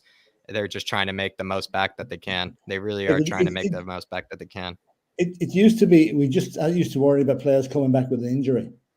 Now we're worried about them getting back on time. What's next? Yeah, it's just not good enough. And I mean, the clubs are going to have to get a united front going here. As you say, I mean, FIFA. I spell FIFA MAFIA because that's what they are.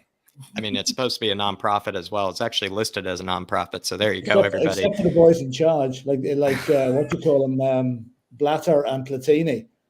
I mean, it's I don't know. It's just what's nice about FIFA is that anytime maybe they come back to this country, I think they would know, that they would probably just get arrested and seized by the FBI again, which just gives me a bit of solace. But I think, lads, we can just move on.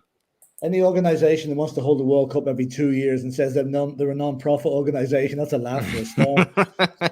Especially in a country that we all know just definitely does not even care about the sport that they're talking about. That's definitely the case. But guys are now going to be talking about something that is, I find, a bit of a, maybe we'll have all the same answer when it comes to this. Maybe we won't, but I know, Harris Army, I really want to get your answers, especially, in the case of, we probably to a degree saw our best starting 11 last match, and is maybe what we saw against Aston Villa to a degree our best starting 11. What is your best starting 11? What is that formation? Just list it out, maybe give a few reasons why. I can maybe start off. I would say it's obviously Lloris. I'm going to go for the 4-2-3-1. I've been very, very convinced by it recently. I am kind of a bit more privy towards the back five, back three. I would go for maybe with the 4-2-3-1. Emerson, Romero. A lot of people have been convinced about Joe Rodon, so I'm going to go for Joe Rodon. Left back, Reggie, and then Højbjerg, Skippy. I am going to be in the Tanguy camp still, but I am losing patience and also probably disembarking the train. And then it is going to be Lucas, Harry Kane, and then Sonny. But Brian Hill could easily get thrown in there. But guys, what do you think? Best starting 11? What is it for you? Because a lot of people are now thinking that 4-2-3-1 is the answer. Yeah, look, for me, it's obviously Hugo Lloris in goals. I think Emerson Royal at right back. I'm going to go with a centre-back partnership of Rodon and Tanganga, Jack. Or not Rodon, sorry, Romero and Tanganga. The reason why I'm going with Tanganga is because I truly believe in the kid. I do think, he reminds me a lot of Ledley King. I just want that aggressiveness. That aggressiveness he brings, I think, is crucial. Imagine having him and Romero. You just won't want to go up against them. Obviously, Reguilon at left back. With a holding midfield of Skipp and Højbjerg. I'd be playing Gill as my number 10. I'd be playing Son out left, out right. I'd play Lucas, and up top Harry Kane. I think that is our best 11. Yeah. I wouldn't be too much wrong with that. I would start with Hugo in goal, obviously. Tanganga at right back. The 3 R's then. Romero, Rodon, and Reguilon. Midfield speaks for itself, Skippy and Højbjerg. At the moment, I would go for Gio. Now, I can see Brian Hill doing a job there, but not just as this moment in time, I go for Gio. Yeah. With the Holy Trinity up front of Moura, Kane, and Son. The Holy Trinity, there it is. And is there any, maybe, David, maybe I missed it. Did you put Brian Hill in there at any stage? Yeah, he did, yeah. Yeah, so there we are. So I think we got a lot of different answers. I did miss that Tanganga. If I were to go to the back five, back three, I think Tanganga and Romero and maybe someone like Rodon together would just be absolutely immense. I really think that would be one of the better, probably kind of, just in my opinion, one of the better back threes, back fives, that across Europe's top 5 leagues, if you ask me. But I think everybody's given their answers, especially in the comments. So that was supposed to be kind of a bit of a quicker question anyway. And it just had to do with the fact that we did employ that 4-2-3-1 last match, everybody. So that's why I kind of wanted to know maybe what changes they would have made, if any. Clearly, maybe just 1 or 2 that we went for. But now I feel like we can go on to the next one. And I am excited actually to talk about this next one. And it is because a bit of a stats lesson here. Sergio Reguilon has the second most tackles and interceptions in our entire squad, and also as well has the most goal creating actions in our entire squad. It means he has created the most goals this season out of any other player. When you think about it that way, he's maybe improving a lot. But also Emerson is now climbing up rapidly in tackles and interceptions combined in our squad as well. Already ranking 4th in the entire squad for tackles plus interceptions combined. He's climbing up there very, very fast, despite not even really playing at all this season. Do you think we are starting to return back to the days when we had a reliable fullbacks defensively, but also going forward? Maybe simply put, are we returning back to the days of Danny Rose and Kyle Walker? By no means do I think that, Reguilon and Royale could be, like Danny Rose and Kyle Walker, but it feels like it's been a long time coming since we could have 2 fullbacks that were not only good going forward, but also can be good defensively. Philip, are we starting to see signs of that maybe with Royale, maybe / Tanganga as well? And then also Reguilon? Signs of it. It's not going to happen this season. It'll probably maybe next, when they've had each season to bed themselves in. Like, I mean, put it like this: what we have at the moment at right back and left back is far better than Doherty and Ben Davis. When you think of it, that compare what the alternatives are, we certainly are moving in the right direction, and it'll take it's good to have Tanganga and Emerson competing at right back. Although I know Tanganga can go into the center as well, but yeah, we're getting there. Like Rose and Walker are legendary. I mean, yeah. Kyle Walker's the greatest I've ever seen. It's going to take a while to get up to their standard, but we're certainly moving in the right direction, and we look a lot more solid with those guys at the back, rather than the other 2 that I just mentioned. No, there you are. I mean, David, what about you? Is there any way that maybe you could make that conclusion that we're now maybe finding that get of a, because, with Poch, Poch really depended on his fullbacks. Are we kind of starting to return maybe back to those days where we can rely on our fullbacks, not only going forward, but also defensively again? Yeah, look, I definitely think so. Look, I think they have more than enough time to emulate Walker and Rose. They have time on their side. They're both young, Reguilon and Royale. Look, with Reguilon, I actually do think people are sleeping on him. I'm not going to go through it again, but I explained with the 3 in the Dele Alli situation that it made him look worse than what it is. But Jack, one thing that I've noticed to him, and I remember saying it to you months ago, and then you went and looked up the stats on it, was his interceptions. Yeah, he's like triples everybody. Yeah, the amount of times he intercepts the ball, and for me, I actually think Reguilon's very good, and I think he's only going to get better. Emerson, I think so. I think he just needs a run in the team, a run of consecutive games, and I think you're going to see the very best out of him. But the thing is, Jack, and I've been saying this for since Walker and the Rose really is, and it's one of the very first things I actually said when I went and done my first We Are Tottenham TV fan cam was the fullbacks.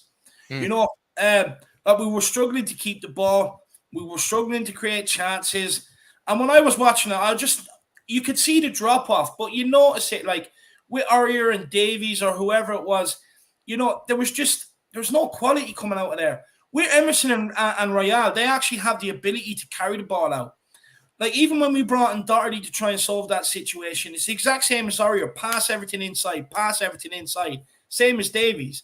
But you know what the catch is? They can't pass the ball. They cannot pass it to a player in the same white shirt. So they were just giving away the ball. But then defensively, they were switching off. But when they're being peppered all the time because they can't keep the ball and they're just being peppered and they're coming back at them, the mistakes are going to come on them. But that's off their own doing. It's good to see that we have fullbacks that is, if the pass isn't on inside, they have no problem bombing on the outside and trying to make something happen, which is what Rose and Walker done. They had the confidence to do it. If the pass wasn't on inside, they took the responsibility. And for me, look, I definitely think they have time to emulate Rose and Walker. And hopefully it's the next hopefully we have addressed that situation now for the next 5-6 years to come, to be honest with you. Yeah, honestly, they got a lot of time on their hands. We do kind of forget how young these guys still are. And maybe even Shane touched on that with our midfield as well. Like, I mean, maybe a midfield, for the absolute future. We're talking almost a decade practically, with our midfield. We probably could be saying the same, maybe bar Dyer, for a back four as well, maybe a back four for practically nearly a decade that we could build off of. So, obviously we all want it, to be instantly good right away and be instantly solid right away. But maybe like, Tango or Tango Bin over here is saying it's just going to age like a fine cheese. It's just going to age like a fine cheese, like a fine wine. All these players, I certainly hope so. But again, that was a bit of a quicker one, of course, because we wanted to keep a lot of the really hot and heavy ones for while Shane was with us earlier. But moving on to the next one, I do think David is especially going to have to prepare his best for this one because, and Philip, maybe you can start him off, but a lot of people have been telling me, especially David, that Harry Kane, his body language does not look right this season. He's not celebrating with the players in the same way that he did before. His attitude seems to be kind of poor on the pitch. Just doesn't seem to be the same Harry Kane out there. They're really speaking a lot about his body language, about how he just appears, and he does seem to maybe be quite disgruntled, maybe. And do you maybe think that a disgruntled Harry Kane can still produce and perform this season? Do you think we could still get the goals and the assists that we maybe want out of him, despite him being a bit disgruntled? And is this also maybe a bad influence in the squad? Well, I wouldn't say it's a bad influence, but we will get the goals out of him for a number of reasons. One, Harry Kane is a striker, and strikers thrive and live on goals. It's like, he... I'm trying to think of the words he used here. He is like, again, I use the vampire thing again. Once he gets his first bite, he wants more and more and more. He will score. He'll score. Harry Kane will get 20 goals this season. As for his body language, well, I mean, he did go through a rather traumatic summer there. Like, technically, 90% of him is still at Tottenham, but the other 10% is up the M6 to Manchester. And until that the goals start going in, he probably is going to look a little bit disgruntled. But a striker scoring goals is a happy striker, no matter where he's playing for. And once the goals start going in, the body language will improve. The disgruntled look on his face will go. He'll be celebrating with the fans again. And we'll have our Harry Kane back. And David will be very happy about that. Do you feel like maybe a follow-up, Philip, is like 75% of that Harry Kane that we're talking about, where 25% is off in Manchester? Do you still feel like, a 75% Harry Kane ability is still plenty world-class or, still plenty capable of banging in some goals? 75% of Harry Kane is twice what most clubs have in the forward line, to be honest with you. I mean, we're just so lucky to still have him at the club. And, I mean, okay, it's been rough enough the last few weeks. He hasn't been doing what he normally does in the Premiership. He's 6 goals in the conference, which, okay, I know he's not playing classy teams, but goals are goals. And I keep banging on. Once his first one goes in the Premiership, the gates will open and we get our Harry back. COVID-99 is also saying Kane will come good. I feel no need to defend him. Doesn't even want to, maybe what David wish he could say, but unfortunately, David, can't come at it with, that sort of confidence, like Kuva can, unfortunately, because it is his job, to give us the good answers here. David, do you think a disgruntled Harry Kane will still produce goals and assists for Spurs this season? Of course he will. He'll produce more than any of them. He's done it over the years. It's just what Harry Kane does. It's that simple. It's what he does. Harry Kane is one of the best footballers in world football. This shouldn't even be a debate, to be honest with you. Should we play Harry Kane? Should we not? Whether he's disgruntled or not, put that aside. He still loves this club. He came through the system. Oh, he went out on all the loans, dedicated himself to be the professional and the player he is. He's not going to throw that all over. He's not going to throw that away overnight just because of Daniel Levy. He's not going to do it. And at the end of the day, I'll be honest with you. Why would the rest of the squad be disgruntled? You know what I mean? At the end of the day, footballers come and go. They see it loads of times. And like at the end of the day, They should be worried about what they're doing, not letting someone else's situation affect them. It's not like Harry Kane is going around booting balls away when they're trying to do passing drills or, just being a knob to them in the dressing room. His relationship with players wouldn't have changed. He'd still be friends with them and everything else. So it shouldn't affect the dressing room whatsoever, in my opinion. He's still going to be the same old Harry Kane. He's still going to go out there, train, do what he's asked to do, train as hard as he always done. He's not going to be a menace in the dressing room, so it shouldn't affect him. And look, no matter whether he has stuff going on in his head or not, he's the ultimate professional. He is the ultimate professional. And for me, look, I'll be honest with you, I've no concerns. He's going to come good. He will get the goals. We'll be sitting here at the end of the season saying we can't sell Harry Kane. He's our top goal scorer. The only reason why this debate comes about is because it's used in the whole Levy narrative. That's all. If you take that away from that whole narrative, it wouldn't even be a talking point, to be honest with you. Look, every season people have stuff to say on Harry Kane. Every single season, whether it's Paul Merson, whether it's Sky Sports, whether it's our own fans. Oh, Harry Kane started slow. Should we drop Harry Kane? Should we do this? Should we do that? And then he just quietly tucks away, does what he does, and by the end of the season, we're all sitting there lauding him, Sir Harry. And he's just going to do the same again. It's going to happen. It's inevitable. It's one of them things in life you can rely on.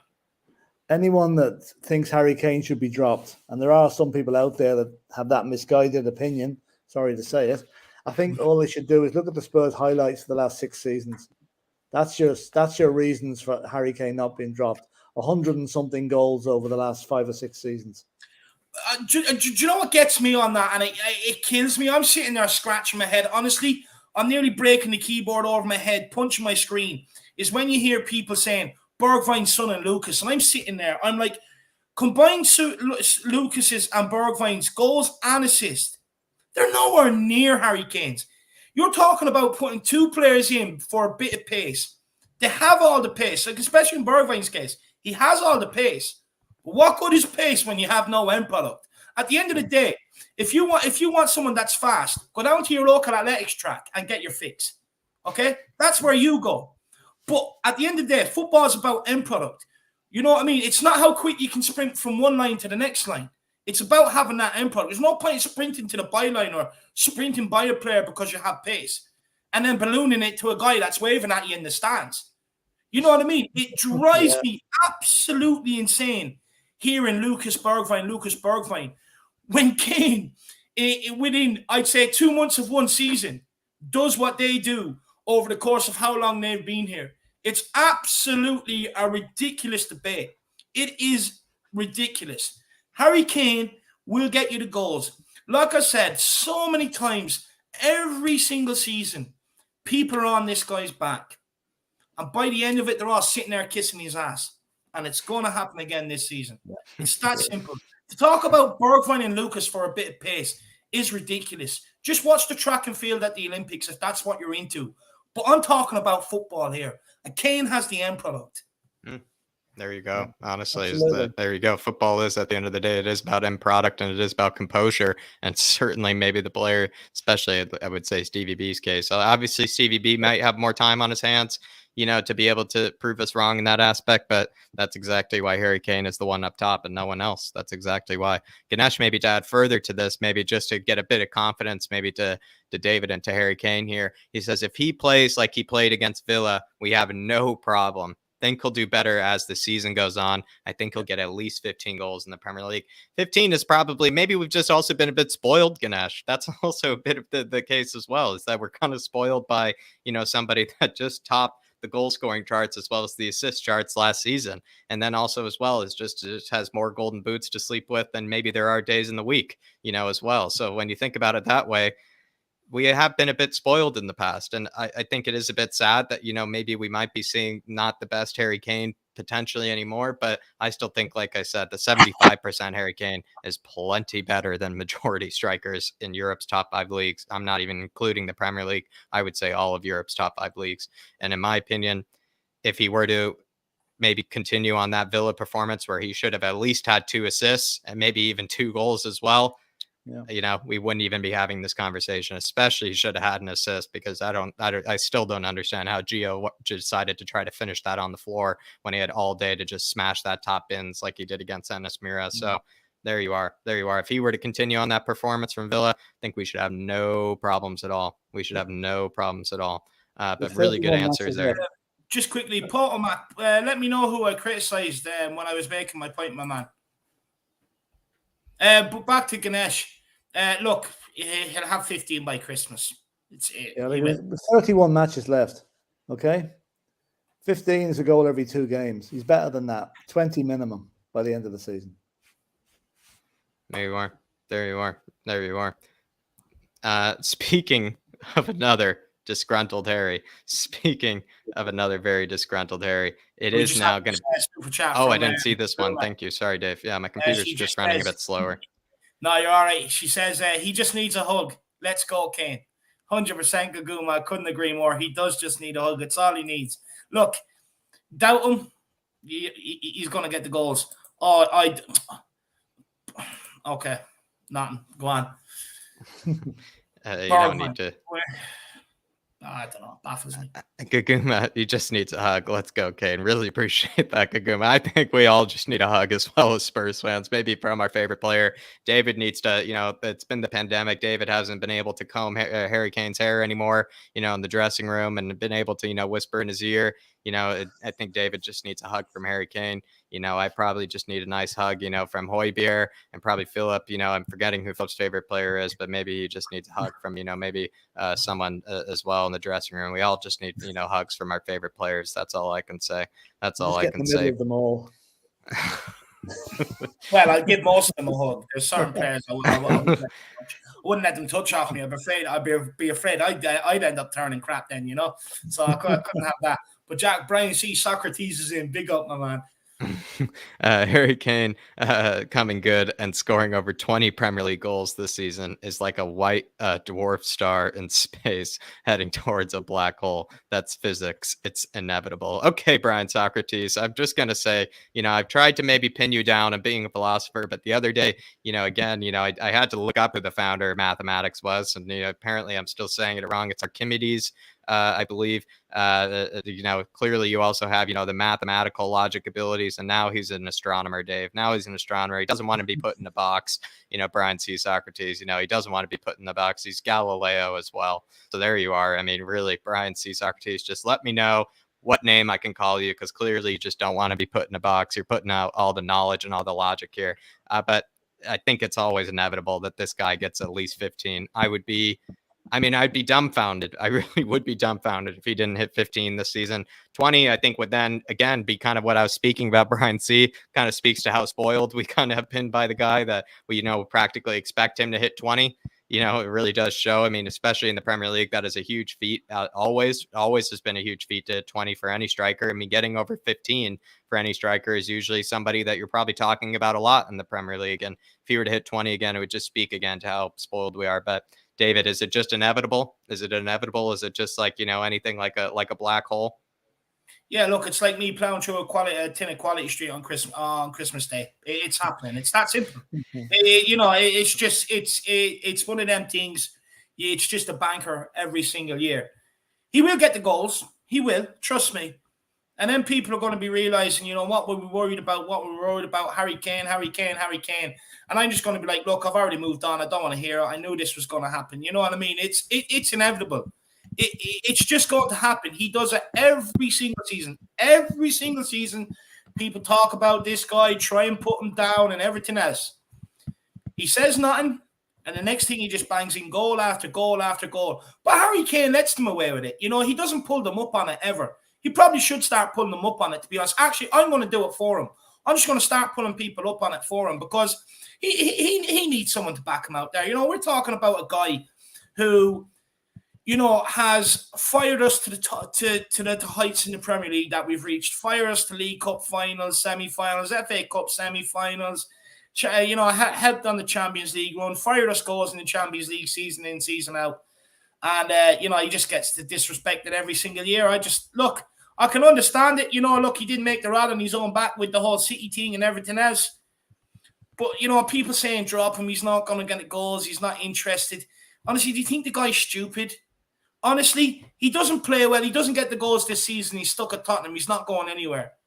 He's just going to get the goals. It's that simple. Look, everybody, please come back to me at the end of the season, because I'm just going to be sitting here going, oh, Harry Kane got 25 goals this year. What's going on?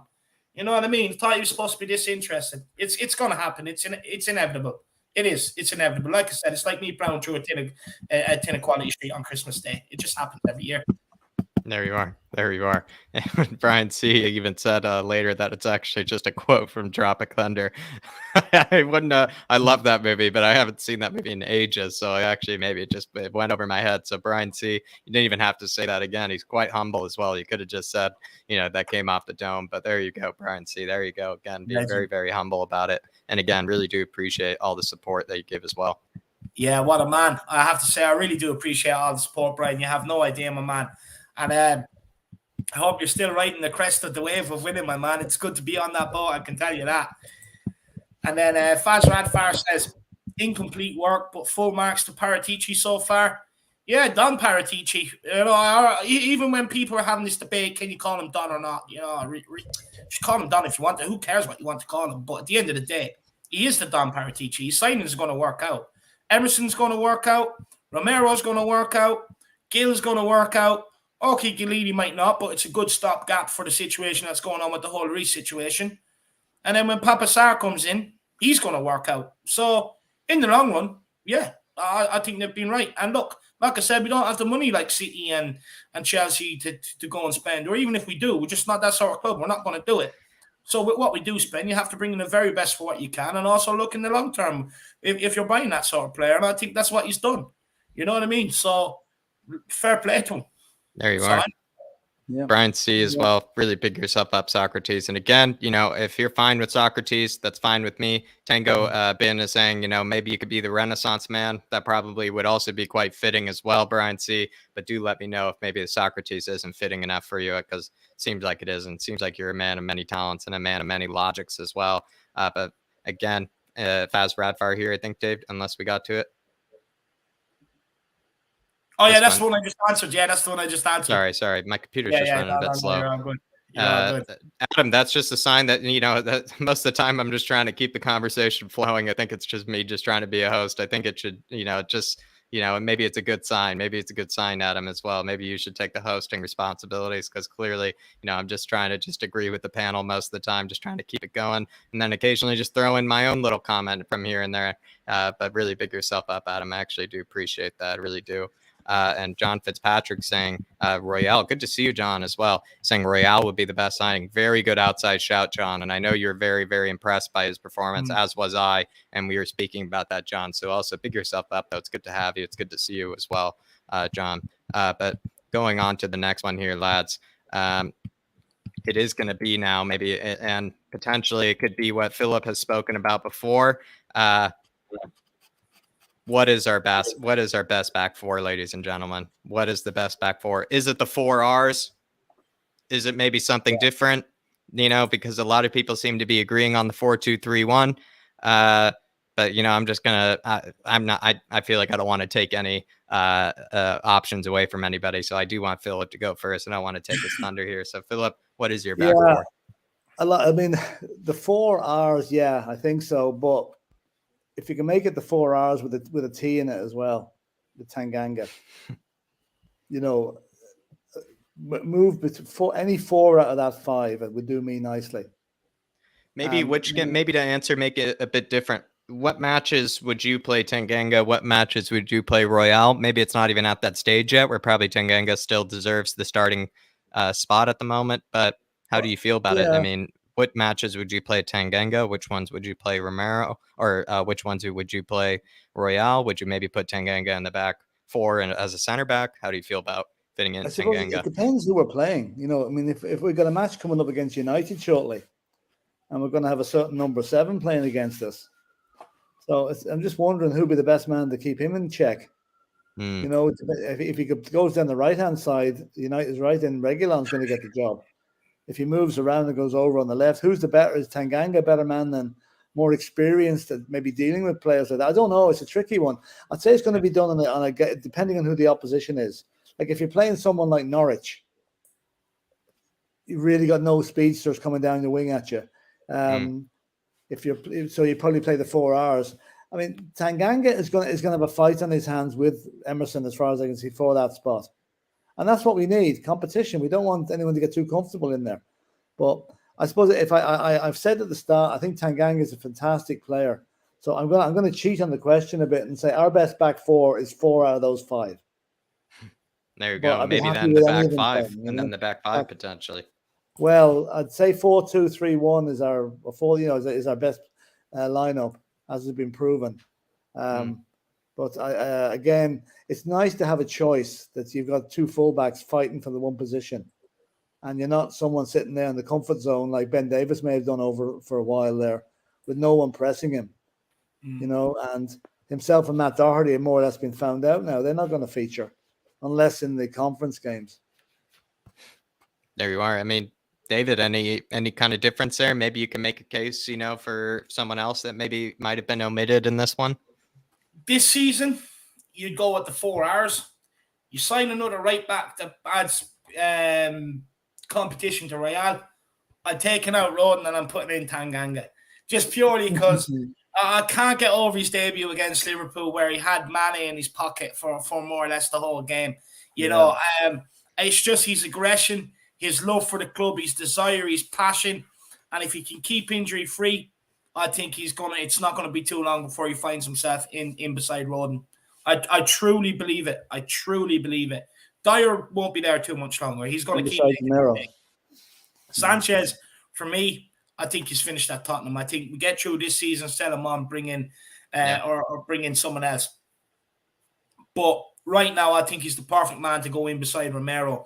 He also adds that pace in beside him, and the two of them are just going to be nasty to come up against.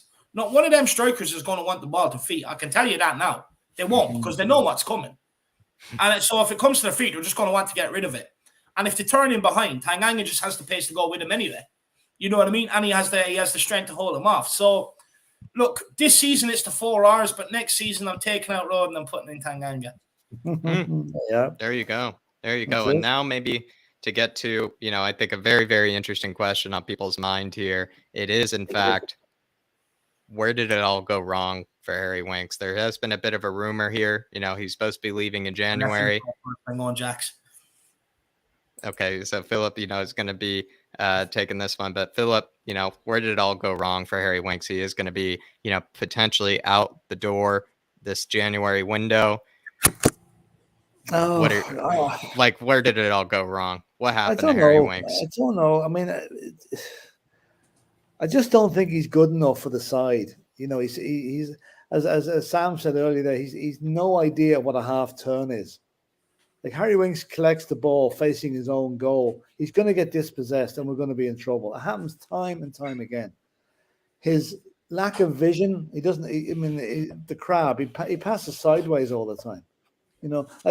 For me, the only really standout moment in Harry Winks' whole career at Tottenham was the goal against Fulham 2 seasons ago. In the last minute that won the game for us. He actually showed a bit of initiative there by running forward and heading the ball in from, I think it was Nkudu. Other players coming into the squad have highlighted his deficiencies. I think that's probably one way of putting it. When we didn't have, when what you call him left, Ndombele left. That opened the door a little bit for Harry Winks to come into the side, and he did okay. I mean, the guy's played for England, and he didn't get that from being a bad player, or even the Champions League run. I mean, he was quite sensational when you kind of think about it. He was good enough, but that's 4 years ago, 3-4 years ago. Yeah, what's he done since? He's kind of retracted. He's probably living on what he thought was his reputation for a while, and he's not good enough for the Tottenham Hotspur at the moment. But that being said, and if he doesn't leave, if he leaves in January, fair enough. Good luck to him. If he doesn't leave in January, I still think Nuno rates him enough to use him in the conference and games like that. So we haven't seen the last of Harry Winks, I don't think. Now, I'm saying that hoping we have seen the last of him, but I do think he's going to feature in the occasional game for us until such time as he goes. And I hope he goes on a permanent deal, that we can get a few bob for him. Nothing like the 40 million now that Daniel Levy put on his head last season. That's ridiculous.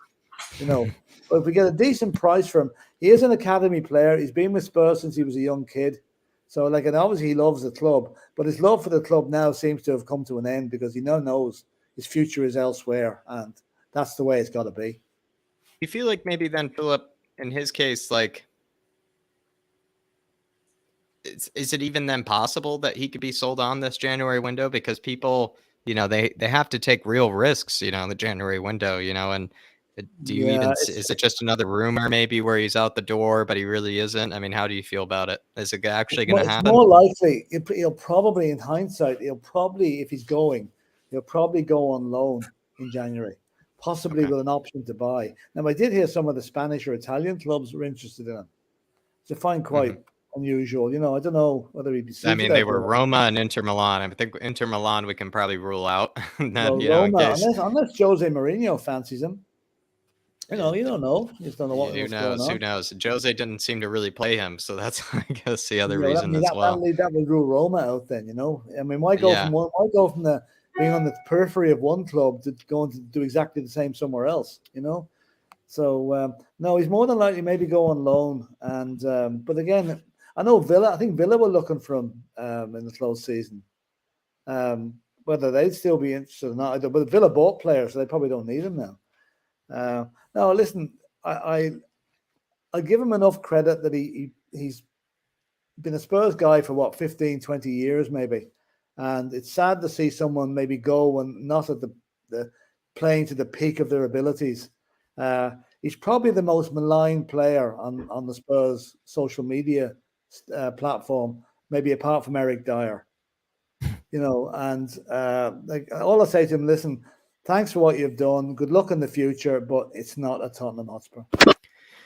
I mean, for me, maybe the way that it all went wrong is, I think maybe it's been touched on in the comments, and maybe what Philip just said as well. It's potentially that the ego somehow got to his head. It was the Poch days, the success, the Champions League run. It made him think maybe he didn't need to develop further, or that maybe he was just going to get better without trying, or he didn't need maybe very much else to work on. Maybe in Dele Alli's case, kind of similarly, he thought he was going to get that position, that unique role in the squad, and he was just going to forever keep it.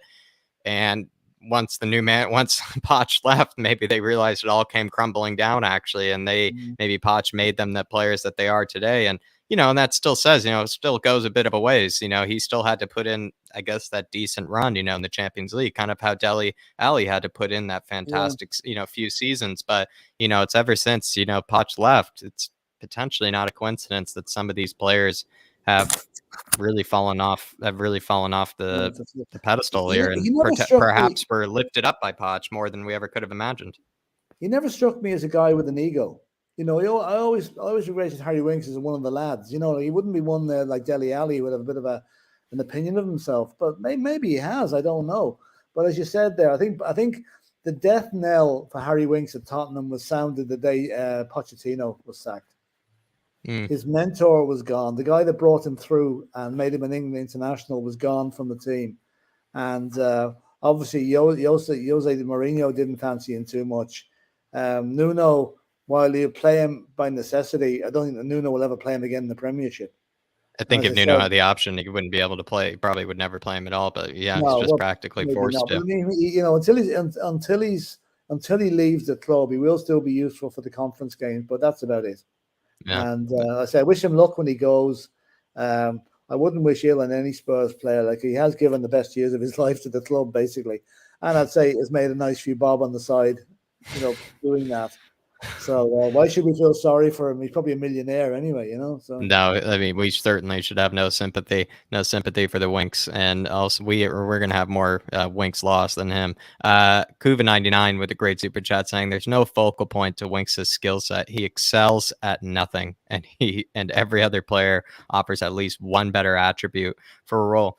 Kuva99, more or less, I think that's a great comment, because that's been kind of my argument about him in the past, is that he's supposed to be this unique sort of Jorginho kind of like, developer of play, someone who's able to sit back, even practically in the holding midfield destroyer position, but he's not a destroyer, and he's not really exactly your average holding midfielder either. He's supposed to be this sort of deep lying playmaker, and he has probably the worst capabilities of being a deep lying playmaker than Højbjerg, Skippy, and maybe even some other players like Gio and stuff in the squad. So that's what's always kind of confused me about him, as, he's never really developed any other aspects or attributes of his game when that's absolutely necessary if you want to make a starting 11. And that's potentially what hurt him the most, is he never wanted to develop, or never could develop, any sort of other strength to his game. And I think that's maybe how you address it first. But I mean, David, what would you say to Kuva?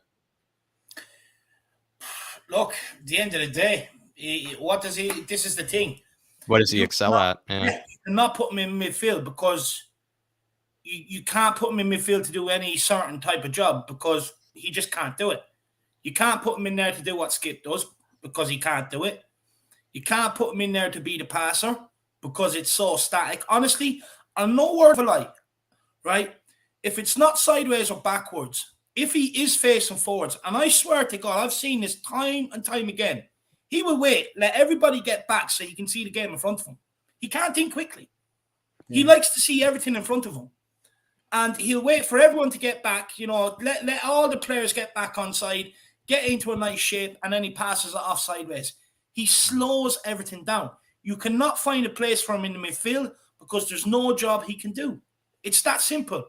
Unless he can combine tackling, which you need to do, passing forward, and fucking hurry up about it, but then he's not going to get into the midfield. It's that simple. It's that simple. Look, with Harry Winks, the biggest problem with the guy is that Tottenham allowed him to get comfortable. Every summer, we're all sitting there scratching. Every summer, everyone's saying, yeah, Harry Winks, get him gone. And who comes out, whether it's Alistair Gold or anyone else from the club? Harry Winks is going nowhere because we need him for the English quota. Now, Harry Winks, unfortunately, got too comfortable with that because he knows he's not going anywhere. He knows. And he's clearly happy just to accept it, because otherwise he would have developed his game. He hasn't developed any of his game. He hasn't developed physically. He hasn't developed his passing game. You don't know whether he's a holding midfielder, whether you need to play him further up the pitch, but he doesn't want to play further up the pitch because he doesn't think quick enough. He puts in stupid tackles all the time. He gives away a ball and then he'll charge him down and give away a tackle and give away a yellow card and stuff like that. The guy is an imbecile in midfield, honestly. And I hate to say this about any of our players, but I'm fed up with it. When we got to the situation we got in, again, he was a massive part. Another example of someone who got too comfortable. But not only that, what example are you setting to your academy players? Oh, do you want to be the next Harry Winks who just sits there and collects wages because he's a part of the English quota, because he's a part of a name on a spreadsheet that gets us legalised to play in the Premier League? Absolutely horse crap. It's no example to be setting. But then you blame Harry Winks too because he hasn't wanted to develop. He may not be a bad egg, but Jesus Christ, what do you want from your football career? Do you want to be known for something? You look at the Champions League final run. Okay, people can say, oh yeah, he played on the run to Champions League final. By default, we sold Ndombele in January. When Yama's knees were crocked, we had nobody else to play there. He played through default. And then when he did play, results dropped. Look at the Premier League. It doesn't lie to you. Look at the results in the Premier League. They dwindled because our midfield of Sissoko and Winks couldn't handle it. Yeah. Now, he can sit there and he can go and knock on manager's door for playing time. He needs to wake up. He's missed the boat. His chance was when Ndombele got crocked and when Yama got crocked. And he didn't step up. So now, unfortunately, when people look at him, just like, well, he's not an option. But not only that, when they try to give him their game times in the cup games against teams you should be beating, does he ever stand out in any of them? Be honest with yourself. Does anyone remember a game he stood out in when he has been given the chances against these little teams? No, we've been bet. Colchester. We've been bet by Zagreb in the second leg. given a lead going into it, he's played. Antwerp. Pacos de Ferreira, the goal came off him. You know, at the end of the day, it's on him too. As much as the club allowed him to get lazy and, you know, just be a wage collector, he also done it. He has to realise football is a short career. A player has to take control of their own career. What's he got? Like this guy, and I keep saying this, he's what, 25, 26 now? He's halfway through his best years. What has he done? Nothing. He's not good enough to be here. He's just happy to pick up his 50, 60 grand a week, whatever he's getting. And just, you know, knowing it up to now, he's been one of the English quota. But now that Skipp has come back, that's gone out the door. So, you know, I mean, it reminds me a bit, this is one for the older viewers, of Vinny Samways, who played for Spurs in the 80s. Vinny Samways had a great reputation of passing the ball sideways all the time. You know, but even Vinny Samways could pick a pass. So, you know, while he was similar to Winks in some ways, you know, he was a bit more progressively thinking and had a brain that worked a little bit quicker than Harry Winks's, you know. But no, I think his time at Tottenham is rapidly coming to an end. And good luck to him. I hope he gets a good move. But as long as he doesn't come back to bite us, as so many players have done in the past. I don't think he's even that good. I would say he's not even that good to even come back to bite us. He does, like David is even saying, he's not even motivated, it seems like, enough to do it as well. But William Kelly is saying here, and maybe he's kind of speaking about the poisons that I can kind of call some of these players in the squad. He says, we need Winks, Alli, Dyer, Davies, all gone from the squad. We will never move forward until this happens. I've called them the poisons, William Kelly. They really are the apps. They've all been there during that Poch era that we were talking about. Obviously, Dele Alli, we kind of were referencing, is to a degree, despite him reaching absolute incredible heights, you know, do think about it. It's potentially not a coincidence. It really is potentially not a coincidence that all these players have saw their best years under Poch and they haven't been able to see them since. They really haven't been able to see them since. And they've all maybe either gone complacent or they were just being absolutely lifted by maybe the brilliant manager and the brilliant tactician and also to a degree fitness coach that was Pochettino. And ever since then, we haven't been able to see anywhere close to that sort of level that some of these players were before. And it doesn't seem to be a coincidence year by year. It really doesn't seem to be. David, what would you say to William Kelly? Also, William Kelly, hope you're keeping well, brother, as well. Look, I think hopefully we've got to the point now with getting 8 already out and getting, 4 in that can play straight away from the off, minus Papa Sarr. I think we haven't done enough in that respect to see a bit of progress this season. But if you're talking about firing on all cylinders and you're talking about really challenging that top 4, you're talking about really going deep into the cups, these players have to go. They have to go. Look, you get away with getting rid of 1 or 2 and bringing up a youngster or 2 to add competition, but then the rest you have to buy. You have to buy them. You have to create that competition within your squad. And that's why you see some of the bigger clubs, they're at it week in, week out, because they know they can be dropped like that and they might not see again for the next 3-4 months. And we have to get to that situation at Tottenham Hotspur. We have to. We have to get there again. Under Pochettino, you didn't play well. You were dropped. And it took you a while to get back into the team. You know, even if you were a new signing coming in, you weren't just thrown in. You had to prove yourself. How many times under Poch were we not seeing signings play for 4, 5, 6 games? It's all about proving yourself. And we need to get that culture again back at Tottenham. The likes of Winks and Alli, they demand game time without doing anything to demand it. Davies, my problem with him is, okay, he causes no problem, but he's just happy to be a backup left back for 8 years. And unfortunately, with the likes of a Winks and a Davies, when you I'm not being funny. No squad is ever really going to win anything when you have your backup players just accepting their roles. Because there's no competition, there's no fight, there's no desire, and there's nothing pushing that first 11 to keep performing week in, week out. And you have to stamp it out. You're not going to win anything until you have players chomping at the bit to get into the team. So you have to get rid of them. Yeah. There you are. Yeah, and there you are, William Kelly. those 5 players and that 4 players on that list there are never going to feature, in my opinion, in the league under Nuno. I mean, and this is where Paratici can do his job in reverse here. He's been very good at bringing players in. So hopefully he is now working his oracle to try and identify clubs or talking to clubs that might take these guys off our hands. Yeah. Because I think the sooner they're gone, the better. If he can get rid of these guys in January, it's a couple of $100,000 a week off the wage bill to start with, or probably more. And B, it takes any remnants of the old boys brigade out of the club. I think it'll only be Hugo Lloris that will be left if that's okay. Harry Kane was there as well, but we're not going to. He's a different kettle of fish. So get rid of them and the new guys coming in with a hunger, rather replacing old guys who're sitting there going through the motions, picking up the paycheck every week. We don't want them at the club. No. Yeah. Great answer, actually. Great answer. And big yourself up, William Kelly. Tottenham Tantrum, Dermot here is saying the likes of Dele Alli, Winks, Doherty, Davies, and co. need to go. We need players that care about the club, not just the money. And as always, a great stream as always. Come on, you Spurs.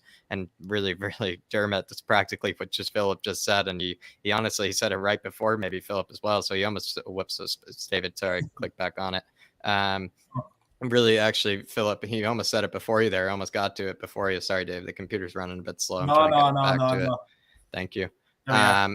But really, I would say, I mean, I might be just the paycheck syndrome that they're on, and they've just been falling asleep at this club practically. They're almost like in some sort of hyper coma or something like that, where they just don't know what it is to play football, to the same degree that they used to anymore. And I really think that's the case with Ben Davies, especially. The guy looks scared to even come out on the pitch now. He almost looks like it's like a cat near water or something like that. He just doesn't even want to come on to play.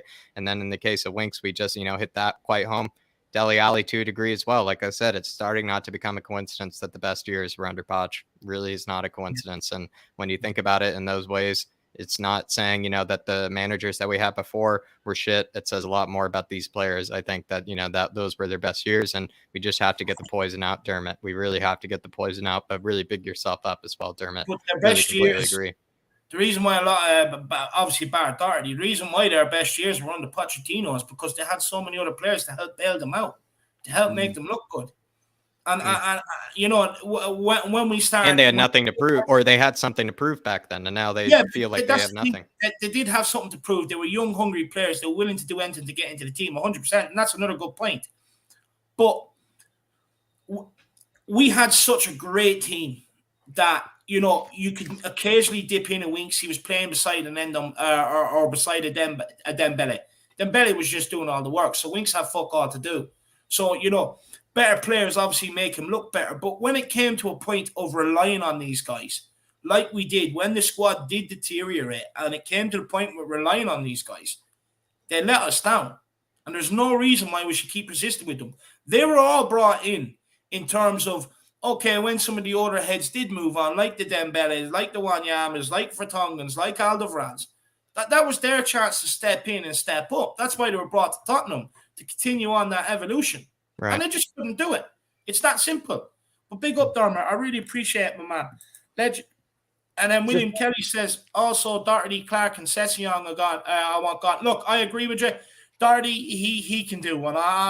Look, send him over to Arsenal. Honestly, let him compete with Tommy Asu. I'm sick of him. I actually don't even want to talk about him anymore. He's going to put me in an early grave, that guy, especially carrying the Irish flag. Clark, waste of money, waste of time, waste of space.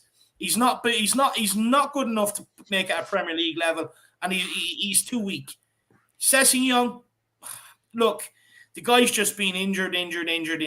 And again, I know him and Clark are young, but again, they're just players that have lost their way. They got to the dreams of getting, especially Clark and Sessegnon's fees as well were a lot higher than they should be. They should be healthy, or they should be playing for the first team. These guys have either been stuck in the under 23s, can barely make it out, or they're injured the whole time as well. But yeah, I mean, that's actually a really good point, Dave. Especially we will, yeah. Just one thing I want to say about the go back on the four boys, Winks, Dyer, and Alli and whatever. I don't know if any. This is one for the older ones again. I don't know if any of you ever saw the Monty Python sketch about the 4 Yorkshiremen sitting around drinking brandy, discussing the bad old days. Every time I see the name Winks, Dele Alli, Dyer, and whatever, I think of that sketch. Check it out sometime. It's absolutely brilliant, and it sums them up to a T. No, I definitely will. Definitely will. But big up William Kelly. I couldn't agree more. And Potter Max says Clark hasn't been getting ever any chance. Look, in a way, I kind of agree with you, but he has to earn the chance as well. He got a loan spell back to Leeds. What did he do with it? He didn't play. He's been given the chances in the under-23s. What's he doing with them? They're not showing enough to get into the first 11. I'm not just going to give them a chance for the sake of giving them a chance. They have to show something and earn it. Yeah, they're not warranting at the end of the day, it at all. if he's not cutting the clock, get him gone. We pay big money for him. He's not doing the business. He's not going to develop, and he's not going to develop into the player that we need at Tottenham Hotspur, especially right now. So cut your losses and get him gone. Yeah, I mean, to be honest, it's not our fault that, he needs to prove himself to the managers. And if every manager continues to not see any use for him or see any need for him, really says a lot. And I will say, I mean, we watched him play against the likes of Colchester. We watched him play against the likes of who else it as well? I think it was MK Dons as well, Dave. And there's that one moment where the guy, was dribbling with the ball and the ball was 6 yards behind him that he left behind it. So that was just a damning moment of, maybe this guy, as much as, a lot of us want to be nice to him and, give him that sympathy. From the moments that we saw in the preseason, he certainly did not look like, the whatever pound player that we got him for. So again, sometimes you have to just be honest and say we can take a loss. The thing is though, right? Call it harsh. But when you're a youngster coming through, there's only so many chances you're going to be given to show that you can handle that level. And if you don't take them, that's on you. There's players that do take them. If, for instance, you look at United, Rashford was thrown in at 16, took his chance. Mason Greenwood took his chance. You know what I mean? Clark Session, they've had chances. Have they took them? No. And the thing is, unfortunately, maybe their chances have been and gone. Maybe they've already been and gone. You have to show when you're, and I know maybe it is unfair, but you're only going to get a limited amount of chances, whether it be cup games, being brought on pre-season, playing friendlies, or even appearances off the bench. As a youngster, you're only going to be given so many chances before the manager says, look, he's just not cut out for this level. And I don't make the rules, so don't shoot me. But it's just the way it is. Yeah, there's that much money involved in it right now, and that much that rides on 3 points from managers and everything else. There's only so many chances you can give them. It's that simple. It's up to them to take it. Right. There it is, everybody. And so now we can move on to maybe the very awaited time that a lot of people do seem to enjoy, and that is the extra time. And this one actually does even feature maybe Mr. Clark as well. And we kind of to a degree maybe answered it. But the first one here is, if you had to sell some of those players that we were talking about in that big question, if you had to sell this upcoming window, Tanguy, Gio, or Dele, who would you sell? I personally, this one I think everybody knows that I would sell Dele, but I would just make a quick argument that anybody thinks that we would sell Dele for 30, 40, 50 million, in my opinion, is just dead wrong. Like, again, do they think that they're going to be buying the 2017-18 Dele, the 2016-17 Dele? I'm pretty sure they probably won't think that they are, whoever's going to buy him. I really don't see him going for any big fee, especially since he hasn't impressed this season. So if I really were to try to get the highest fee out of anything, I probably would try to sell Tanguy. Also on the 200K wages. I mean, those are absolutely massive wages. You probably would rather have someone that is ready-made to go, to come into the side. So maybe Tanguy isn't a bad shout when you think about it that way. But personally, out of personal preference, I would sell Dele. If I really wanted to get the most money, though, to be able to bring in a quality player in return, I probably would sell Tanguy. But Philip, what do you think? No, at least Tanguy and Gio I'd keep. Dele, I think we've more or less decided his fate tonight. He's gone, whether it be in January or during the summer. So keep Tanguy and Gio, and I'm afraid Dele, thanks very much again. I mean, he's been a good servant to Spurs. Yeah. He's had a few, maybe he's just possibly has a higher opinion of himself than the rest of us have at this particular moment in time. And that's always a dangerous thing to have. And good luck to him wherever he goes. And just one thing to ask him: change your hairdresser. Don't he'll be inspired by Paul Pogba's latest hairdo. You know, don't be saying that, Philip. Maybe they're inspiring each other on and off the pitch. Maybe potentially. Well, they're both as bad as each other anyway. So you know. There it is, David. Did you give an answer to that one? I think I might know it, but just for the sake of the Harris Army. Yeah, look, I'll be honest with you. I'd probably sell all three if I was in there. But look, the one that has to go for me, and he's been there the longest, it's Dele Alli. What do you make of that argument, though? Some people say you could sell Dele Alli for 30, 40, 50 million. I mean, do we just have to realize that, there's just what player are they buying for that much? Like, who would? I mean, you should be buying a ready-made player, practically at that rate. So I really don't understand. I mean, how much would we realistically sell Dele for? I'll be honest with you, his value is deteriorating by the day. To be honest with you, look, I think current climate and everything else, I think you'd be lucky to get 20 million from him. He's damaged goods, Jack. Yeah. He's damaged goods. He's going down the way of, he's going down a Balotelli route, Kevin Prince Boateng route, Adel Taarabt route. All the talent in the world, but ultimately he's going to end up being a journeyman once he leaves Tottenham. And for me, I think, look, 20 million, I think you'd be lucky to get for the guy. I just want to say to everybody, while we're going through extra time, make sure everyone has smashed that like button. If you're new, make sure you smash that subscribe button. Plenty of shows coming up. We go nearly every day when it's not international break, guys. And look, feel free to send in a super chat or two if you've enjoyed the show.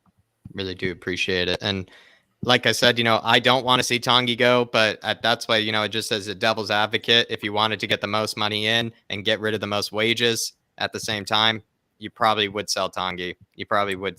But if you wanted to get the most poison and maybe the worst player, in my opinion, out of those three, probably sell Dele. But moving on to the next one, and we can answer it quite quickly. But the reason I brought this up is because if you do think about it, the reason why Jack Clarke probably doesn't have a future at Spurs is because now they're under 23s like Marcondi, like Alfie Devine, like Scarlett, that are practically already caught up to the guy. Have already surpassed him in every way, are already proving a whole lot more than this guy is. And this guy has continued to waste space down there, the under 23s. When you also think about it as well, he's the same age as Brian Hill. And we just brought Brian Hill in as well. So you do consider those things. The guy, to me, he has too much competition at his own age to even have a future at Spurs. But what do you guys think of that point? Yeah, Jack, I was literally just going to say that about Brian Hill. Look, if Clarke had a chance, we wouldn't have brought Brian Hill, in my opinion. Yeah, or even Marcondi wouldn't even be making the bench when you think about it as well. He's coming in, he's firing in the under 23s. You look at other attacking players, Scarlett, he'd probably get a chance out wide before Clarke does. Scarlett's only 16, 17. He's already in and around the first team. For me, Clarke has missed the boat. Unfortunately, whether it's been bad timing and it just hasn't worked out, whatever else, I feel sorry for the kid. But for me, he's never going to cut it at Tottenham. I've seen better players than him come through the ranks and not make the first team, let alone paying what we did for him and him getting nowhere near it. For instance, Marcus Edwards, he's better than Jack Clarke. He couldn't get near the Tottenham first team. Jack Clarke hasn't a hope. Yeah, there's just too much competition at his own age. Leeds United saw us coming on this one. I'd say it's probably the worst bit of transfer business Spurs did in the last 10 years. Yeah. Just paying 10 million for a player that's never going to cut it, never was going to cut it. They bought him on the back of a few good games for Leeds, and Leeds jacked up his price when prices were going to the roof. The best Jack Clarke can hope for is, I don't think he's even gone out on loan. He went out maybe on loan last season. Is get him off the books, sell him on, because Marcus Edwards happened to him. He never played in the first team, maybe once. Sorry about Jack Clarke. He hasn't got the build. He's not strong enough. He's not bulked enough to make it in the Premiership. So I'm afraid. But even would you say Brian Hill? A lot of people are saying that about him, but it is also maybe the case in Jack Clarke. He's just not good enough then either, because there are some players who make it in the Premier League who don't need to be, really bulked, or they don't need to be, strong, but they make up for it in technical ability. Don't you think? If Clarke was good, Clarke has been through, I think, 3 managers at Spurs now. Has he made the first team yet for a Premiership match? No. But not only that, look at how they move. Look at the quickness of their thinking and how they move. Who's quicker all around on how they see the game, how quick they move, and what they bring to the team? Who's quicker, Brian Hill or Jack Clarke? Brian Hill. No contest. You look at Brian Hill when he hits the ball, goes by player. You seen Jack Clarke bring spin players in pre-season. He couldn't do it. Jack Clark Like I said, he left the ball behind him. Steve Hitchen bought him. It just shows you the difference in the outlook. Hitchen bought Clark. Paratici bought Hill. So why Hitchen is still at the club is another mystery to me. We don't need the two of them. Yeah, Cuba99 says, I don't even remember what Jack Clark looks like. That's another thing. The guy's just been dead at the squad. And I would just say, everybody, please, whatever match it was, I think it was MK Dons. He did something that, me as an American would do, where, left the ball 5 yards behind him and thought, the ball was still in front of him, doing step overs and whatnot, is honestly something that, you would think someone who, especially being a paid footballer, would practically never do in their life. So there it is. That was when I knew the guy was gone. But which current Spurs player would be a successful manager in the future? Some have said Skippy. I personally think I could see Højbjerg maybe potentially becoming, just he could almost be like a Simeone, Thomas Tuchel kind of hybrid, because he has probably that Simeone fire, that Simeone kind of anger as well. But also the way that Højbjerg threads through balls in, he has obviously vision for space. He knows where players need to be. He knows how to find a man. He has an excellent field awareness, and he plays that position in the park, which to a degree has produced excellent coaches. And when you think about it, I think Højbjerg might in the future be, maybe like a Jurgen Klopp or something like that of some kind. Maybe just an absolute legend of a manager. Personally, I think it's going to be Højbjerg, maybe then Skippy as well. Who knows? Maybe a Tanganga. I'd stick with Højbjerg. I think Højbjerg is the most. Is probably the main candidate to become a successful manager. To be honest, in the rest of the team, I don't see anybody at this stage. Remember when we had a guy? Remember when what you call him, Parker? Scott Parker was playing for Spurs. Yes, he kind of knew he was going to be a manager after the game. It's just the way he handled himself on the pitch. And okay, he's gone on to be a manager, not a very successful one, but he's been a manager. So I see Højbjerg as being a manager. I don't see Harry Kane being a manager for some reason. I don't ever see Harry Kane as a club. Could you see Sonny being one, maybe, Philip? Because that was suggested. Maybe no, Sonny could Sonny's dad being one, all right, but not Sonny. Yeah, tag team duo. Yeah, no, I think Højbjerg. I'll stick with Højbjerg just as the only one I can really see at the moment. Although you could get someone like Eric Dyer could come along and do it. Eric Dyer's intelligent sort of a guy. Like he might be able to get his badges. But I agree with you there. I think Eric Dyer could be a manager. I think Højbjerg too. I look at everyone else. Winks, no one will ever respect him as a manager. Dele Alli would be out of football by the time he's 34. Harry Kane, I think you might see him be a pundit. I can't see him being a manager. Son, potentially a coach, but I think, he'd want to maybe go back to his own country and do more with his soccer school and stuff like that, in my opinion. Skipp, there's potential there. Skipp could. Romero, probably not. He doesn't strike me as a manager. Tanganga, I don't think so. Reguilon, definitely not. Emerson Royale, no. And Hugo Lloris, he's going to be a wine connoisseur when he's finished. He loves a bit of the wine, so I can't see him going into management either. So I think Dyer, Skipp, and Højbjerg, I think would be the three. I can see a lovely comment from Shamu coming up there. He reckons Winks could be a manager of Asda. Yeah, that's exactly. I was about to say, I'm disappointed in Shamu. Before you said Asda, because I was going to say, honestly, no. If Winks backed an order at me, I'd just be like, go away. Honestly, seriously, come on, look at the playing career you had. Give it a break here, Chats. We'll get through these super chats and then we'll get on to the last question in extra time. Or actually, Jack, what way do you want to do it?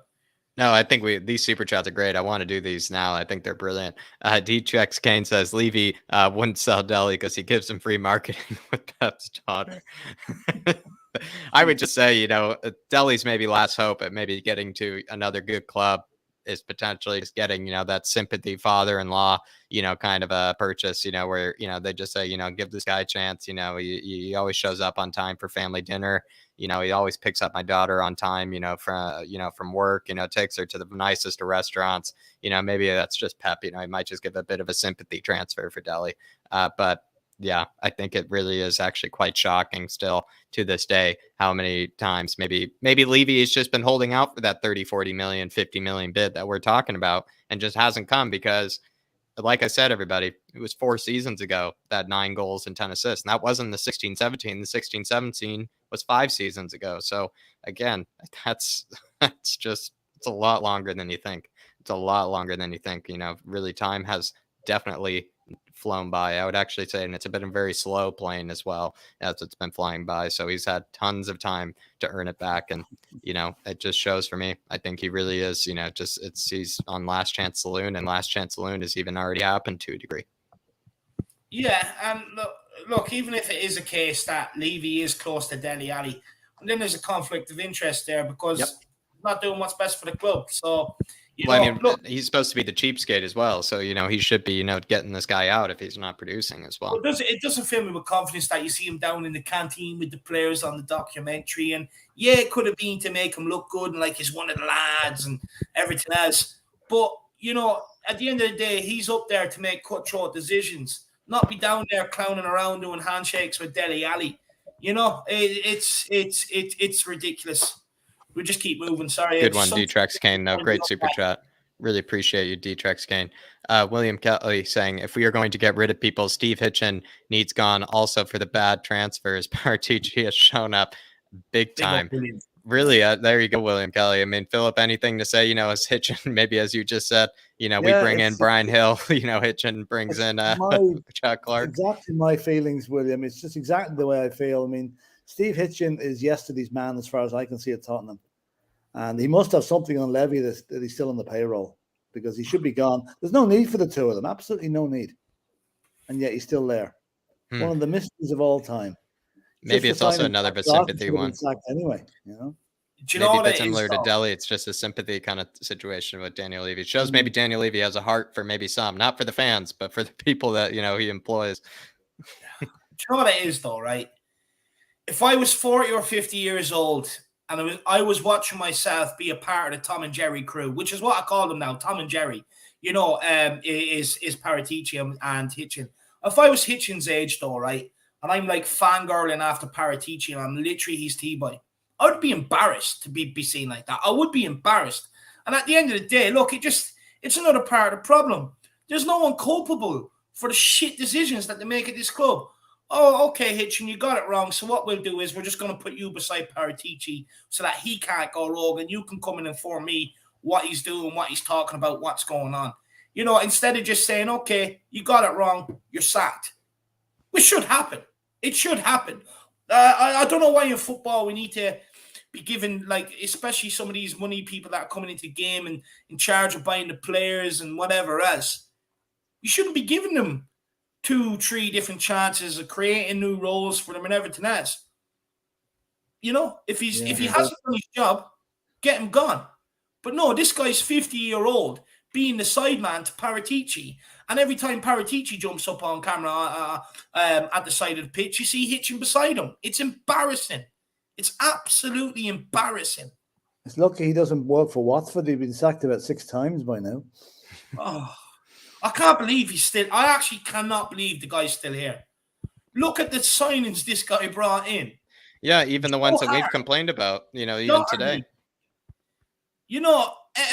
Overpaid for Ndombele. Oversaw the Celso deal. Yeah. The signings this guy has brought into Tottenham, and we're still giving him a wage. Oh my God, man. Yeah, even in the Tanguy case as well. As much as I love Tanguy, the fact that we did give him the 200,000 wages right in front of all the other players that probably warranted those wages. You do think about it, like the guy to a degree it's just been an embarrassment. And, as much some of the players, that he brought in, I think the only ones of note maybe were Gio and Tanguy, but clearly didn't check up on maybe how these players could actually perform for us. Maybe didn't check into their, real actual mentality and things like that. Again, I don't know. It's just, it's been mostly questionable. It's been almost entirely questionable. Another problem I have is, what was it? I think it was Harry Winks' case or something like that, Hitchen was very close to the players. Okay, if you want to be close, go and be their liaison officer. Be their little runaround bitch. Okay? You want your internet bill paid? No problem. Go and do that. But as a person that's in charge of bringing in players to replace this current crop, who was in charge to replace this current crop of crap and not moving them on, unbelievable. that he is still here. But how can you put him in a position and then let him be mates and pally with the players? You know, what is it with this guy? Does he be out on a beach naked on a lilo at 4:00 in the morning playing air guitar or something? You all think he's some sort of legend. You know what I mean? Is that what this guy does? Is he like the mad one on a night out or something, that he does all this crazy shit that he's still here? He has to be. He has to be. You know, it baffles my mind that this guy was put in charge of selling the players in and bringing in players to replace them, and he's sitting there clowning around with them, and he's become friends with them, and he doesn't want to move them on because he's friends. What the? Oh, honestly, sorry. Go on. Final one of the extra time, and you know, it's just to correct. You know, maybe some of we saw Ben Davies captain this season. It's put us in a lot of pain. You know, we see Eric Dyer, you know, put on the captain's armband as well plenty of times. We see, you know, obviously Hugo, a lot of us seem to have problems with as well as a bit of a captain. You know, if you had to pick your ideal trio of captains, who would they be? For me, it'd go Højbjerg first. Maybe I would go Sonny / Højbjerg. Maybe let them decide between the two of them. And then, but that would be two of them. And then third, I'd probably give it to Tanganga or Skipp. I probably would. I'm not even kidding. And I know that seems a bit crazy, you know, because they're so young, but that would be my three. Unless, do you guys have any other ones or any other outside shouts? I'd go for, I'm no fan of goalkeeper captains, as I've said numerous times. So my three captains in that team will be Højbjerg, Skipp, and Kane. Kane, there you go. Simple as that. Yeah, I think Sonny's got to be in there. I think Sonny's got to be one. Possibly, but I like to have one forward as a captain and two coming from midfield. Right. Because the midfielders see the game more than the any other position, you know. Do you know where I'm at with the Sonny situation? I do agree with you, Jack. Maybe he should be in there, right? But the thing is, just don't put any pressure on him. Just let him do what he wants to do. He is so underrated. All the big teams are sleeping on him. None of them will come in and even try and make an attempt from him. So there's no need to put anything else on him. Just keep him there. Let him do what he does, because the whole world is sleeping on him. So don't put that pressure on him. Just let him go out and does what he wants to do. Yeah, for me, look, I'd give it to Kane, Højbjerg, and I was going to say Romero, but no, I'd probably groom Skipp, to be honest with you. I'd probably groom Skippy in there with them and groom him in the right way. Yeah. William Kelly saying, "I love your passion, David. It's infectious." It is infectious. I'll tell you that, especially during watch-alongs. But there you are, Davey. There you are. No, look, honestly, you know, I've said this many times. I'm a loser. I have nothing else better to be doing. You know, I don't have anything else I'm interested in. I don't watch Marvel or anything else like that. Tottenham is the only thing I like doing, so I'm a bit of a loser like that. So that's why I probably have so much passion for it, my man. But I really appreciate it, lad. William Kelly and all the Harris Army, you're all infectious to us. You know, the things you guys do for us, liking, subscribing, telling us how great we are, you know, sharing the streams, you know, the super chats that come in. You guys are the infectious ones. You are the ones that keep the fire burning, shall we say. So big yourselves up. There you are. But, you know, it's been maybe kind of dragged on in the bit there, maybe the best of ways. But, you know, now we're finally done with the Nick Anthony, David. So, you know, it's been a good, you know, kind of relaxed one, especially during international break. We got all the hot and heavy questions right in the beginning when we had Shane on, and I think he performed his best. So everybody, I hope you really enjoyed him. But David, you know, I think I just want to say, and I am going to plug it right now, there is a lot of really cool scout reports at the moment over at flatcapeurotalk. I did put in the description down there, or put the link down there if anybody is new and wants to take a look at, especially some of the players that I took a look at that I feel like could solve a lot of our problems over at Spurs. Like I talked about Christian Eriksen replacements a lot this week. You know, I found a few, especially in the case of, you know, Daichi Kamada, the Japanese international. I also found this, and I'm only going to say it once because I mess it up, but this Georgian guy named Kavica Karavatsky Elia or something like that. The guy is just absurd. I mean, David, I think even hopefully saw the highlights of him. The guy is actually really surprises you, with the skills that he has on display. So if anybody likes highlight reactions, if anybody likes, maybe trying to figure out what, summer transfers or even winter transfers we should be going for, I really feel like you should check out that channel, because then you'll be the smartest guy in the pub. You'll be the smartest guy in the room when talking about which players, which positions to maybe Spurs be signing, because basically gives you all the answers right there, Flat Cap Bureau Talk. So I really would appreciate everybody head on over there, especially the Papa Matasar, highlight reaction video. Of course, we already know we're bringing in that guy, but David and I were able to do a bit of a joint highlight reaction for that one. So really, again, everybody, really do hope that you head on over there. The FIFA is also coming up soon, everybody. David and I will be doing all of our FIFA content over there as well. So hopefully, again, you just find a bit in your heart maybe to head on over there, especially if you enjoy David and I. Please go over to our second channel, our sister channel, and just give a bit of love over there as well, please. No, look, the Papa Matasar, that's the one you all want. That's the one you're all, raving about right now. You can't wait to click off here and go over there and watch it. So make sure you go and do it, guys. A highlight reel and all included for you to see all the techers that this guy is going to bring to Tottenham. But we're also moving over there. 369 subscribers last time I checked today. So, guys, make sure you get over there, smash that subscribe button, and let's get to 400. In fact, let's go further. Let's get it to 4,000. I'm not going to stop till at least that happens anyway. But, Jack, big yourself up. Great questions tonight, my man. And you just flowed into each questions nicely. Great job tonight, Jacko. Appreciate it, Dave. Appreciate it, Dave. And again, everybody, like I said, I'm having a lot of fun with those scout reports as well. Really am having a lot of fun with them. Kind of starting to learn how to crank them out a bit sooner as well. The next one as well will be for a lot of people that are interested, especially my man, Paro Miguel Escobardo. It is going to be Julian Alvarez, the Argentinian international from River Plate. We're rumored with that manager, Marcelo Gallardo. So might as well just take a look at that young forward, that young striker that he has over there as well, Julian Alvarez. So again, that's going to be one of the next ones coming up. But big yourselves up, everybody that's already given the support there. Carlos H is looking for the link. Carlos H, Shamu was putting it in there, my man. So just click on that, get over there, and drop that. It's in the description as well, Carlos H, if that's easier for you. It's in the description as well. It is. And before I get on to thank you, Philip, I'll just take these super chats here. William Kelly says, well, I guess that makes two of us. Well, William, it does, my man. It does. William, drop me your number, man. Drop it to my email address. The link for all my social medias is below, my email, everything else.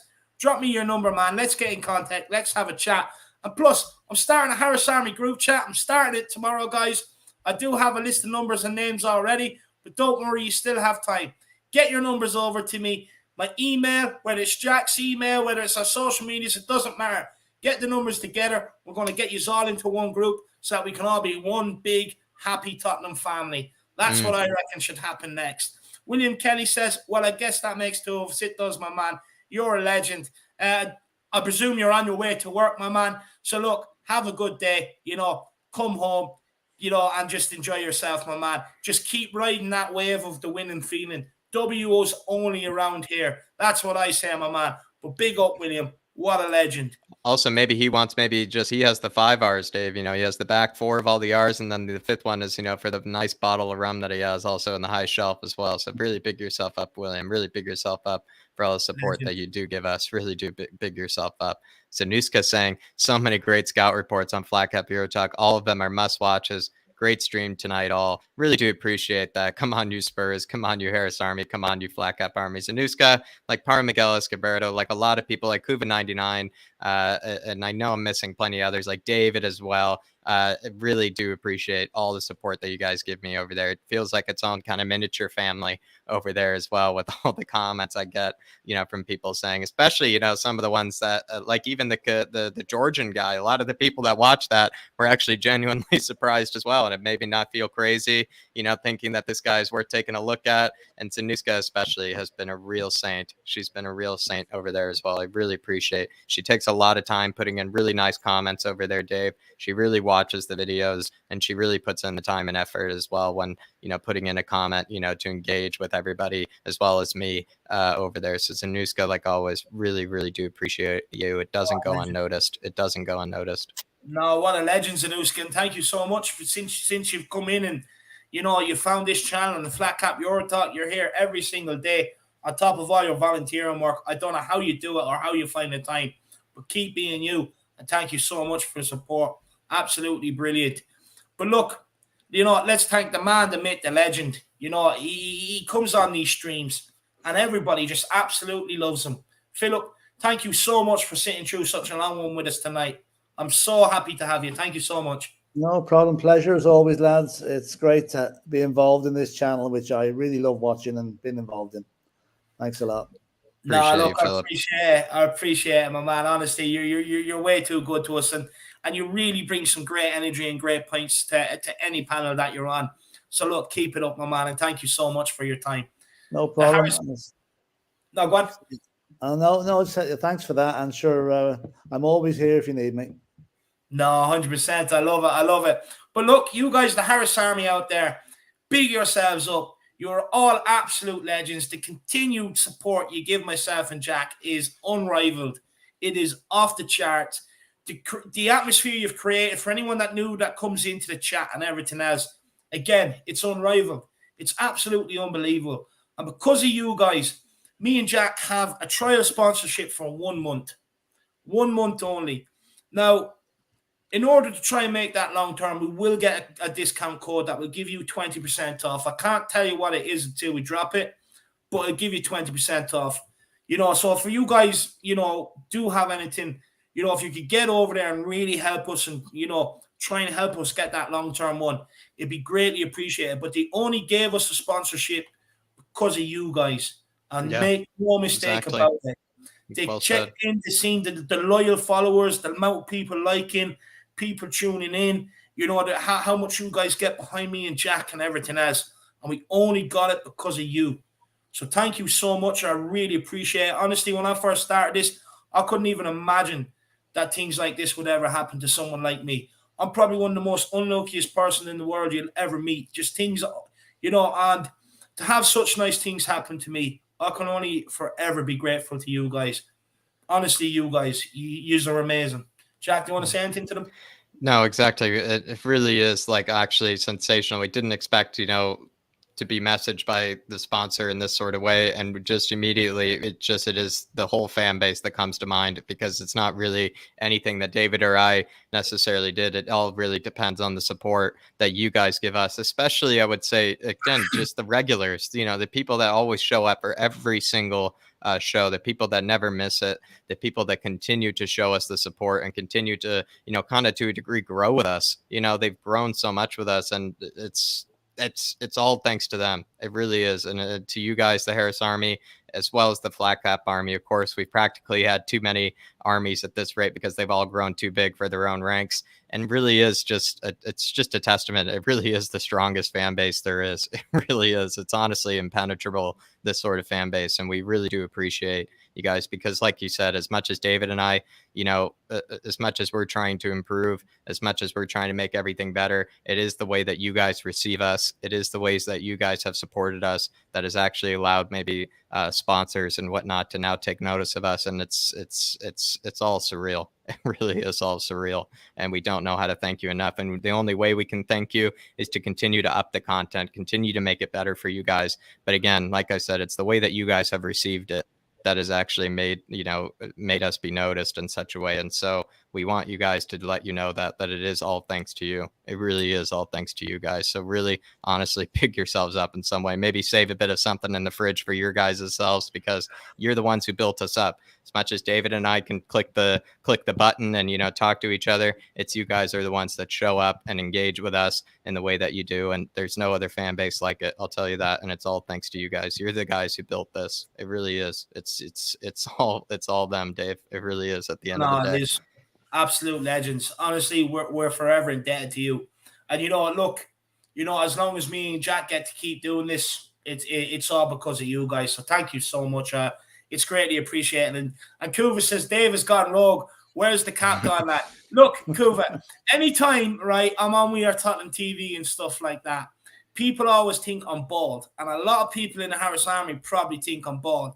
So I made a decision after the weekend, because I've seen so many people say, take your flat cap off and everything else. For the last couple of minutes of the show, I'm going to take the flat cap off just to prove to you guys that I have hair. That's all it is. Yeah, There it is. Now you know. It's also a bit of a fresh trim as well. So guys, it actually can grow even longer than that as well. So you can grow even longer than that. That's not even weeks of hair. That's just fresh off the barber as well. So there you go, everybody. By the way, if there is anybody around where I live and you do want this fresh trim, just hit up my cousin. Lee. He works in. I'll get the name of the barbers for you, but make sure you get down there and get one of these bad boys. He's the best around. There you go. Also a bit of beard trim as well, Dave, by the looks of it as well. So big yourself up. And honestly, big Lee up as well. But again, everybody, it all is thanks to you. It really is all thanks to you. Again, there's nothing that David and I, can really do to force you guys to watch it. We can't hold you guys hostage or anything by any means. And it's just the loyal support that you guys have shown us that has been the reason we've gotten here so far. And we're only going to keep going higher as well. So really understand that, and we'll continue to improve it from here. No, 100%. And William Kelly is here, my man. He says, Davey, you must be my long-lost brother right there with you on being unlucky. Received my Spurs third shirt. Yes, opened up and a big rip all down the front. Unbelievable. Oh, my God. Oh, God. Jesus. I hope there's a way of you being able to return it or at least getting your money back, William. Jesus. That's it. Yeah, that's harsh. That is harsh. Look, me personally, I don't condone buying the second or the third kit because I don't like them. But, if you He's are a man of style, though, William. The least I want is for it to turn up, right. And look, William, ordering stuff to the apartment, I've given up on it.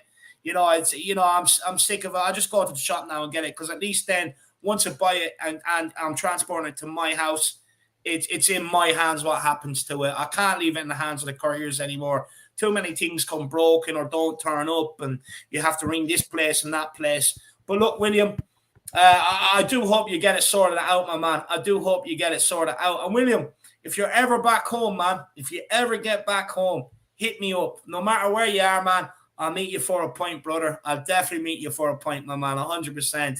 And I hope you're still loving life down there in Oz. And he says it cost him $185. Jesus Christ. Must be the shipping as well.